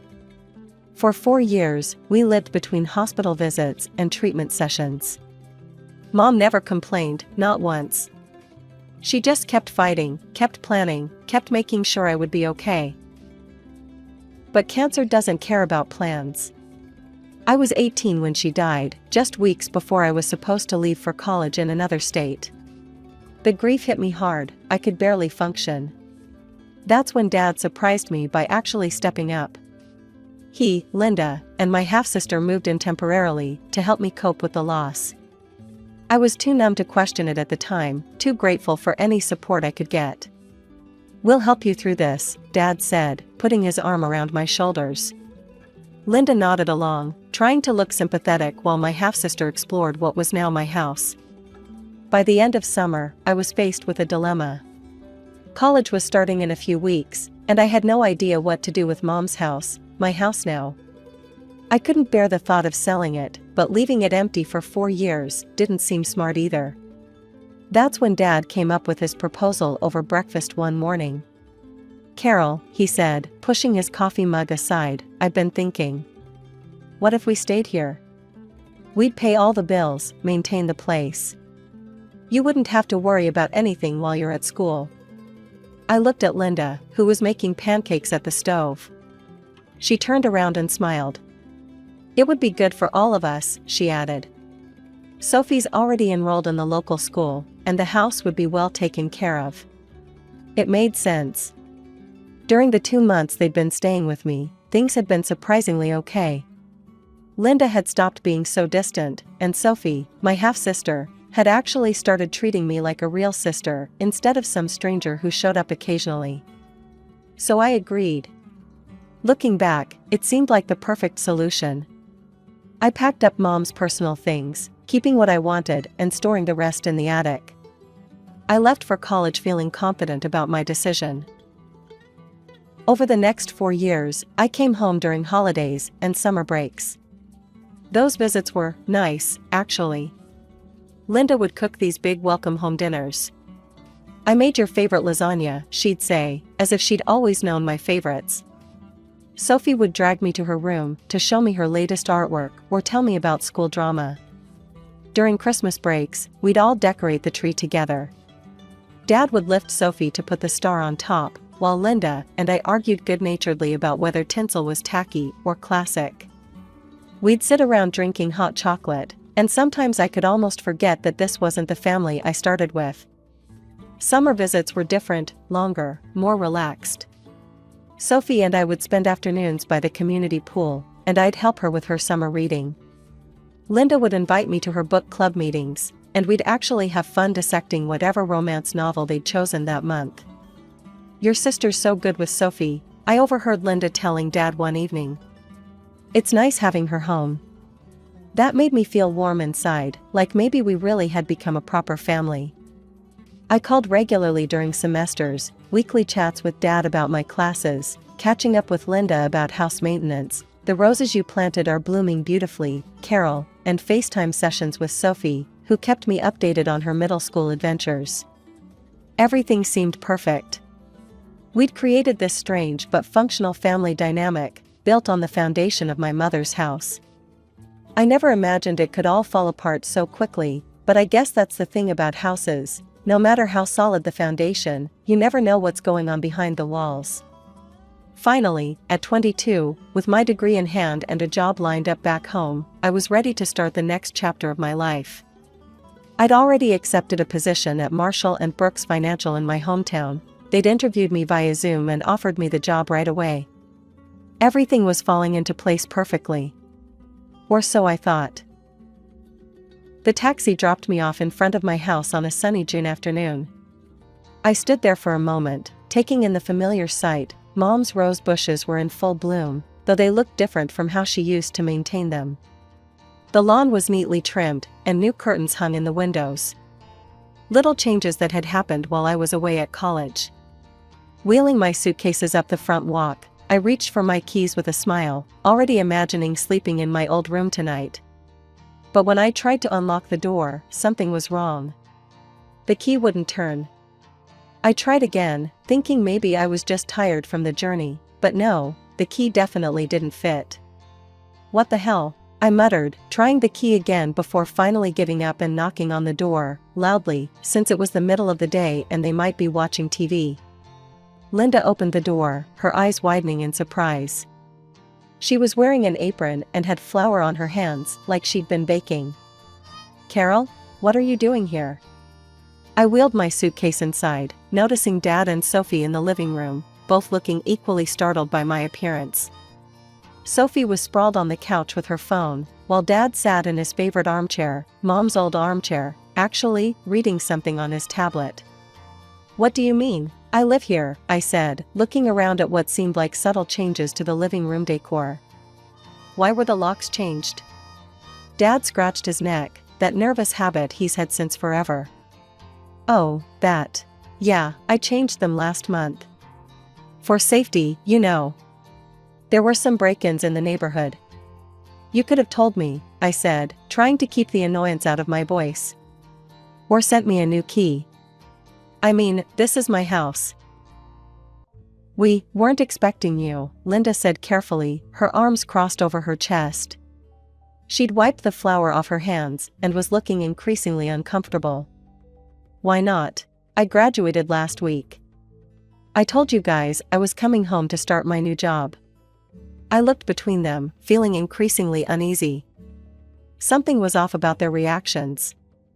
Sophie had even put down her phone and was watching the scene unfold with an odd expression. "Carol," Dad cut in suddenly, standing up. "Can we talk in the office for a minute?" I followed him into Mom's old office, my office now, technically. The room still had Mom's degrees on the wall, her collection of financial reference books on the shelves. He closed the door behind us, and I noticed his hands were shaking slightly as he turned to face me.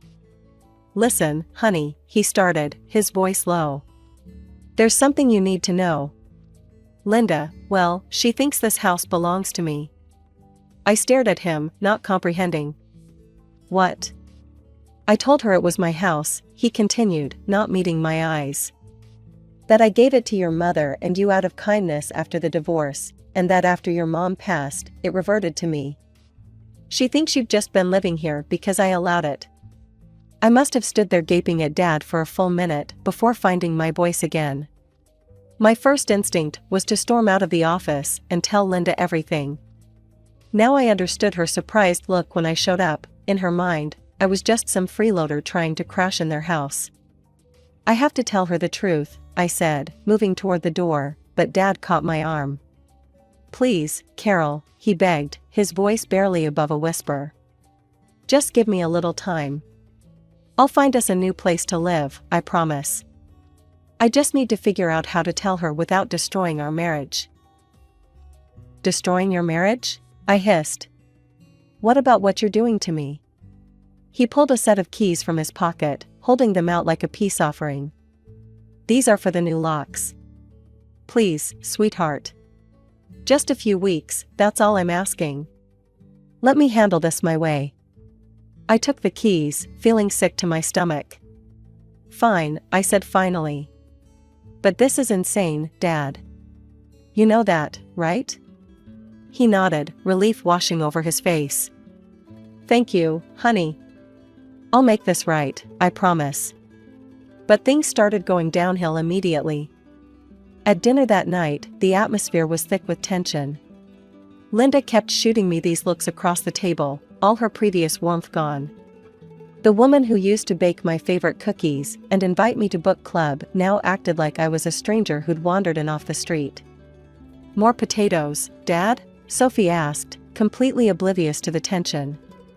"Would anyone mind if I redecorated the living room?" Linda asked suddenly, not looking at me. "The current setup is a bit dated." I gripped my fork tighter, knowing she was talking about Mom's furniture arrangement. Dad coughed awkwardly and changed the subject. The next morning, I was making coffee when Linda cornered me in the kitchen. She was still in her robe, hair uncombed, but her eyes were sharp and focused. "Carol," she said, leaning against the counter. "I think we need to talk about your plans." "My plans?" "Yes. When are you planning to look for your own place?" She asked it casually, like she was asking about the weather. "Now that you have a job lined up, you should start thinking about moving out. You're a grown woman now, after all." I took a slow sip of coffee, counting to 10 in my head. "Actually, I've talked to Dad about staying here for now. He's fine with it." Linda's lips pressed into a thin line, and for a moment, I thought she might argue. Instead, she just turned and walked out of the kitchen, leaving me alone with my cooling coffee and a growing sense of dread about how this was all going to play out. The next 2 weeks were like living in a hostile environment. Linda's attitude shifted from cold to downright passive-aggressive. She'd accidentally wash my clothes with colors that would bleed, claiming she forgot which laundry basket was mine. She'd cook family dinners, but conveniently make just enough for 3 people, acting surprised when I came to the table. When I tried to watch TV in the living room, she'd suddenly need to vacuum right there. If I was using the kitchen to make breakfast, she'd barge in and start reorganizing the cabinets, muttering about how some people never learn to keep things tidy. She even moved my mother's favorite vase from its spot on the mantel to some corner shelf, claiming it didn't match her new decorating vision. The worst part was watching Sophie follow her mother's lead. My half-sister, who just weeks ago had been sending me memes and calling me for advice about boys, now rolled her eyes whenever I entered a room. She started calling me that girl when talking about me to her friends on the phone, loud enough for me to hear. Despite the tension at home, my professional life was taking off. I visited Marshall and Brooks Financial, where they showed me my future workspace, a nice corner desk with a view of downtown. My future colleagues seemed friendly and welcoming, especially Sarah from the risk assessment team, who offered to take me to lunch. "When do you start?" she asked over sandwiches. 2 weeks, I replied. Just enough time to settle in at home. That evening at dinner, I shared my start date with the family, trying to maintain some semblance of normalcy. "They showed me my office today. I start in 2 weeks. Linda's fork clinked against her plate as she set it down with exaggerated care. "Well, isn't that wonderful? Once you get your first paycheck, you can start looking for your own apartment. I know of some nice complexes across town, very affordable for young professionals." I caught Dad's pleading look across the table. His eyes seemed to beg me to keep quiet, to maintain his lie just a little longer. I stabbed at my peas and said nothing. To avoid the tension at home, I started reconnecting with old high school friends. Katie and Jessica were still in town, and we'd meet for coffee or shopping trips, falling back into our old rhythms as if no time had passed. But coming home was always uncomfortable. I'd walk in and hear hushed conversations from the kitchen or living room that would stop abruptly when I appeared. Dad and Linda would spring apart like guilty teenagers, papers would be hastily shoved into drawers, and fake smiles would plaster themselves across their faces. Saturday morning, I woke up to an unusually quiet house. No sound of Linda's weekend meal prep in the kitchen, no Sophie's music blasting from her room, no Dad watching sports on TV. The silence felt wrong somehow, like the calm before a storm. I padded downstairs in my pajamas, checking each room as I went. The kitchen was spotless, not just clean, but unused since the night before. The living room was empty, the throw pillows perfectly arranged on the couch. Sophie's boots, usually cluttering the entryway, were gone. Even Dad's car wasn't in the driveway. I checked my phone, no messages, no notes about where everyone had gone. My first thought was that maybe they'd gone out for breakfast, but something felt off. They never went out for breakfast without at least leaving a note. Even during these tense weeks, they'd maintained that basic courtesy. I tried calling Dad first, but his phone went straight to voicemail. Weird.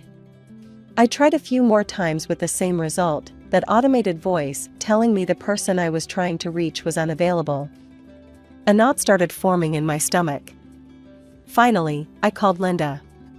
She picked up on the 4th ring, just as I was about to hang up. "What do you want?" Her voice was sharp, hostile in a way I'd never heard before. In the background, I could hear waves and what sounded like tropical music. "I just wanted to know where everyone is," I said, caught off guard by her tone. I woke up and the house was empty. She laughed, an ugly, mean sound that made my stomach clench. "Oh, didn't we tell you? We're in the Maldives. First-class flights, luxury resort, the works. We didn't mention it because, frankly, we didn't want you tagging along and expecting us to pay for you too. Not that you'd know anything about paying for things yourself." "What? I wouldn't." "Save it," she cut me off. "I'm sick of this whole situation. You're nothing but a lazy freeloader, living in our house like you own the place. Your father might put up with it, but I'm done. Do you know how embarrassing it is to have a grown woman living in our house, eating our food, using our utilities?" My hands were shaking so hard I could barely hold the phone. I sank into one of the kitchen chairs, my mother's chairs, actually, my legs suddenly too weak to hold me up. "Linda, No, you listen to me," she snarled. "Your father never loved you, you were just an obligation. He already wasted enough money on your college education, and now you're squatting in our house like some entitled princess. Well, I've had enough. Did you think you could just live here forever? Mooching off us while we work hard to maintain this home?" I could hear Sophie giggling in the background, and Dad's muffled voice saying something I couldn't make out. The betrayal felt like a physical blow.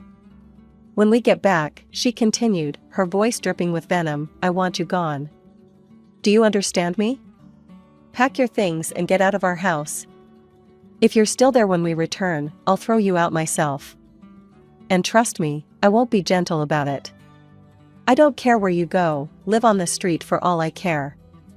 You're not our problem anymore. And don't bother trying to call your father. He agrees with me, he's just too weak to tell you himself. We've already blocked your number. Have a nice life, Carol, or don't. I really couldn't care less. The line went dead. I sat in that kitchen for what felt like hours, fury slowly replacing shock. They were living in my house, the house my mother had worked for, had left to me, and they had the nerve to call me a freeloader? To try to throw me out? Well, I'd had enough of playing along with Dad's lies. I blocked their numbers on my phone, my hands still shaking, but now with anger rather than hurt. Then I started methodically going through the house, gathering their belongings. Linda's expensive clothes, Sophie's school stuff, Dad's golf clubs, everything went into boxes and suitcases. I worked through the entire Saturday, fueled by rage and bitter disappointment. By Sunday morning, I had their life packed up and stacked in the garage. I found a 24-hour locksmith who could come right away. He worked quickly, replacing the locks on all the doors. It cost a small fortune, but it was worth every penny. When he finished, I handed him my credit card, feeling a strange sense of satisfaction as I clutched the new keys. Monday morning, I started my new job at Marshall & Brooks. For 2 weeks, I threw myself into work, learning the ropes, making new friends, trying not to think about the confrontation I knew was coming. I kept their stuff in the garage, but I rearranged the house back to how Mom had it, removing every trace of Linda's decorating vision. Then came that Friday. I pulled into the driveway after work, to find them standing there, Dad looking nervous, Linda red-faced with fury, and Sophie hanging back with a scowl. They must have just gotten back from their vacation, their suitcases were still in their rental car.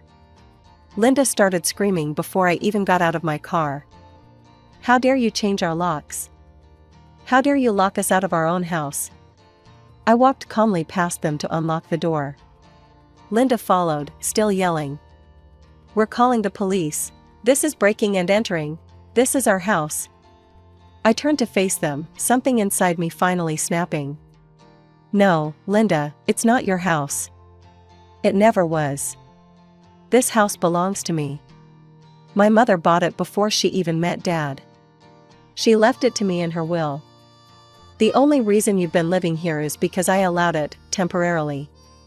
Linda laughed, but it was an uncertain sound. She looked at Dad. Tell her she's lying. Tell her this is our house. Dad wouldn't meet anyone's eyes. He just shrugged, his shoulders slumping. She's telling the truth. The house, it was always hers. I watched as the truth sank in, as Linda's face transformed from rage to calculation in a matter of seconds. Her entire demeanor changed, like a switch had been flipped. Oh, Carol, sweetheart, she said, forcing a laugh. You didn't think I was serious on the phone, did you? I was just joking. You know how I can get sometimes, all that sun and those tropical cocktails went to my head. Stop it, I said quietly, but she kept going.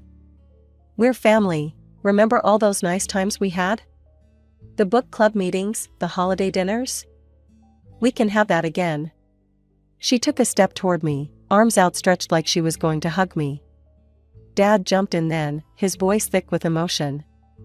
Princess, I'm so sorry. I know I handled this all wrong, but I love you. You're my daughter. Please, can't we work this out? I looked at him, really looked at him. The father who left when I was 9. Who paid for my education but missed my life. Who lied about my house, my inheritance, my mother's legacy. Work what out, Dad?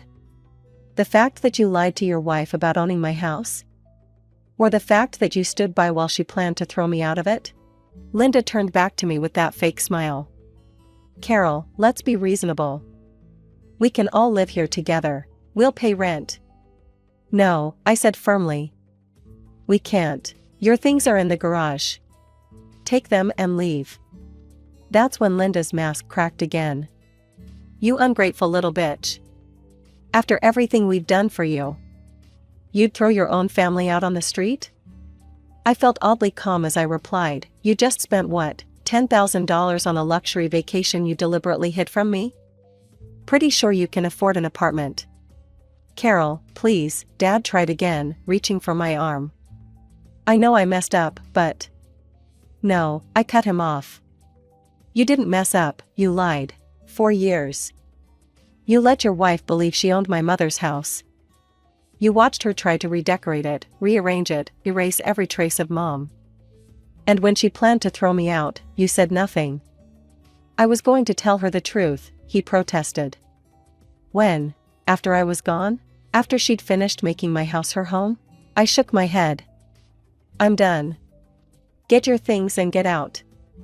I walked inside and closed the door, ignoring Linda's screams about ingratitude and cruelty. Through the window, I watched them loading boxes from the garage into their rental car. Linda was still yelling, her face red with fury. Sophie was crying. Dad just looked defeated. It took them 3 trips to get everything. As they loaded the last box, Dad tried one more time, knocking on the door. I didn't open it. They finally left as the sun was setting. The next day, Dad tried calling from a new number. Carol, please, he begged. We can fix this. No, Dad, we can't, I said. Linda made it very clear how you all really feel about me. A freeloader? An obligation? Someone you never loved?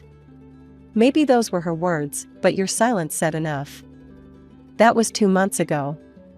I still live in Mom's house, my house. I've repainted the walls, planted new roses in the garden, made it mine again.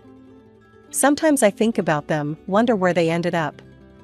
But mostly, I think about Mom, and how she made sure I'd always have a home, no matter what. Dad still tries to call sometimes, from different numbers. I don't pick up anymore. Some bridges, once burned, should stay ashes. The funny thing is, I'm happier now. My job is going well, I've made new friends at work, and for the first time since Mom died, I feel at peace in this house. Sometimes healing means letting go, of people, of lies, of the fairy tale of family you wanted to believe in.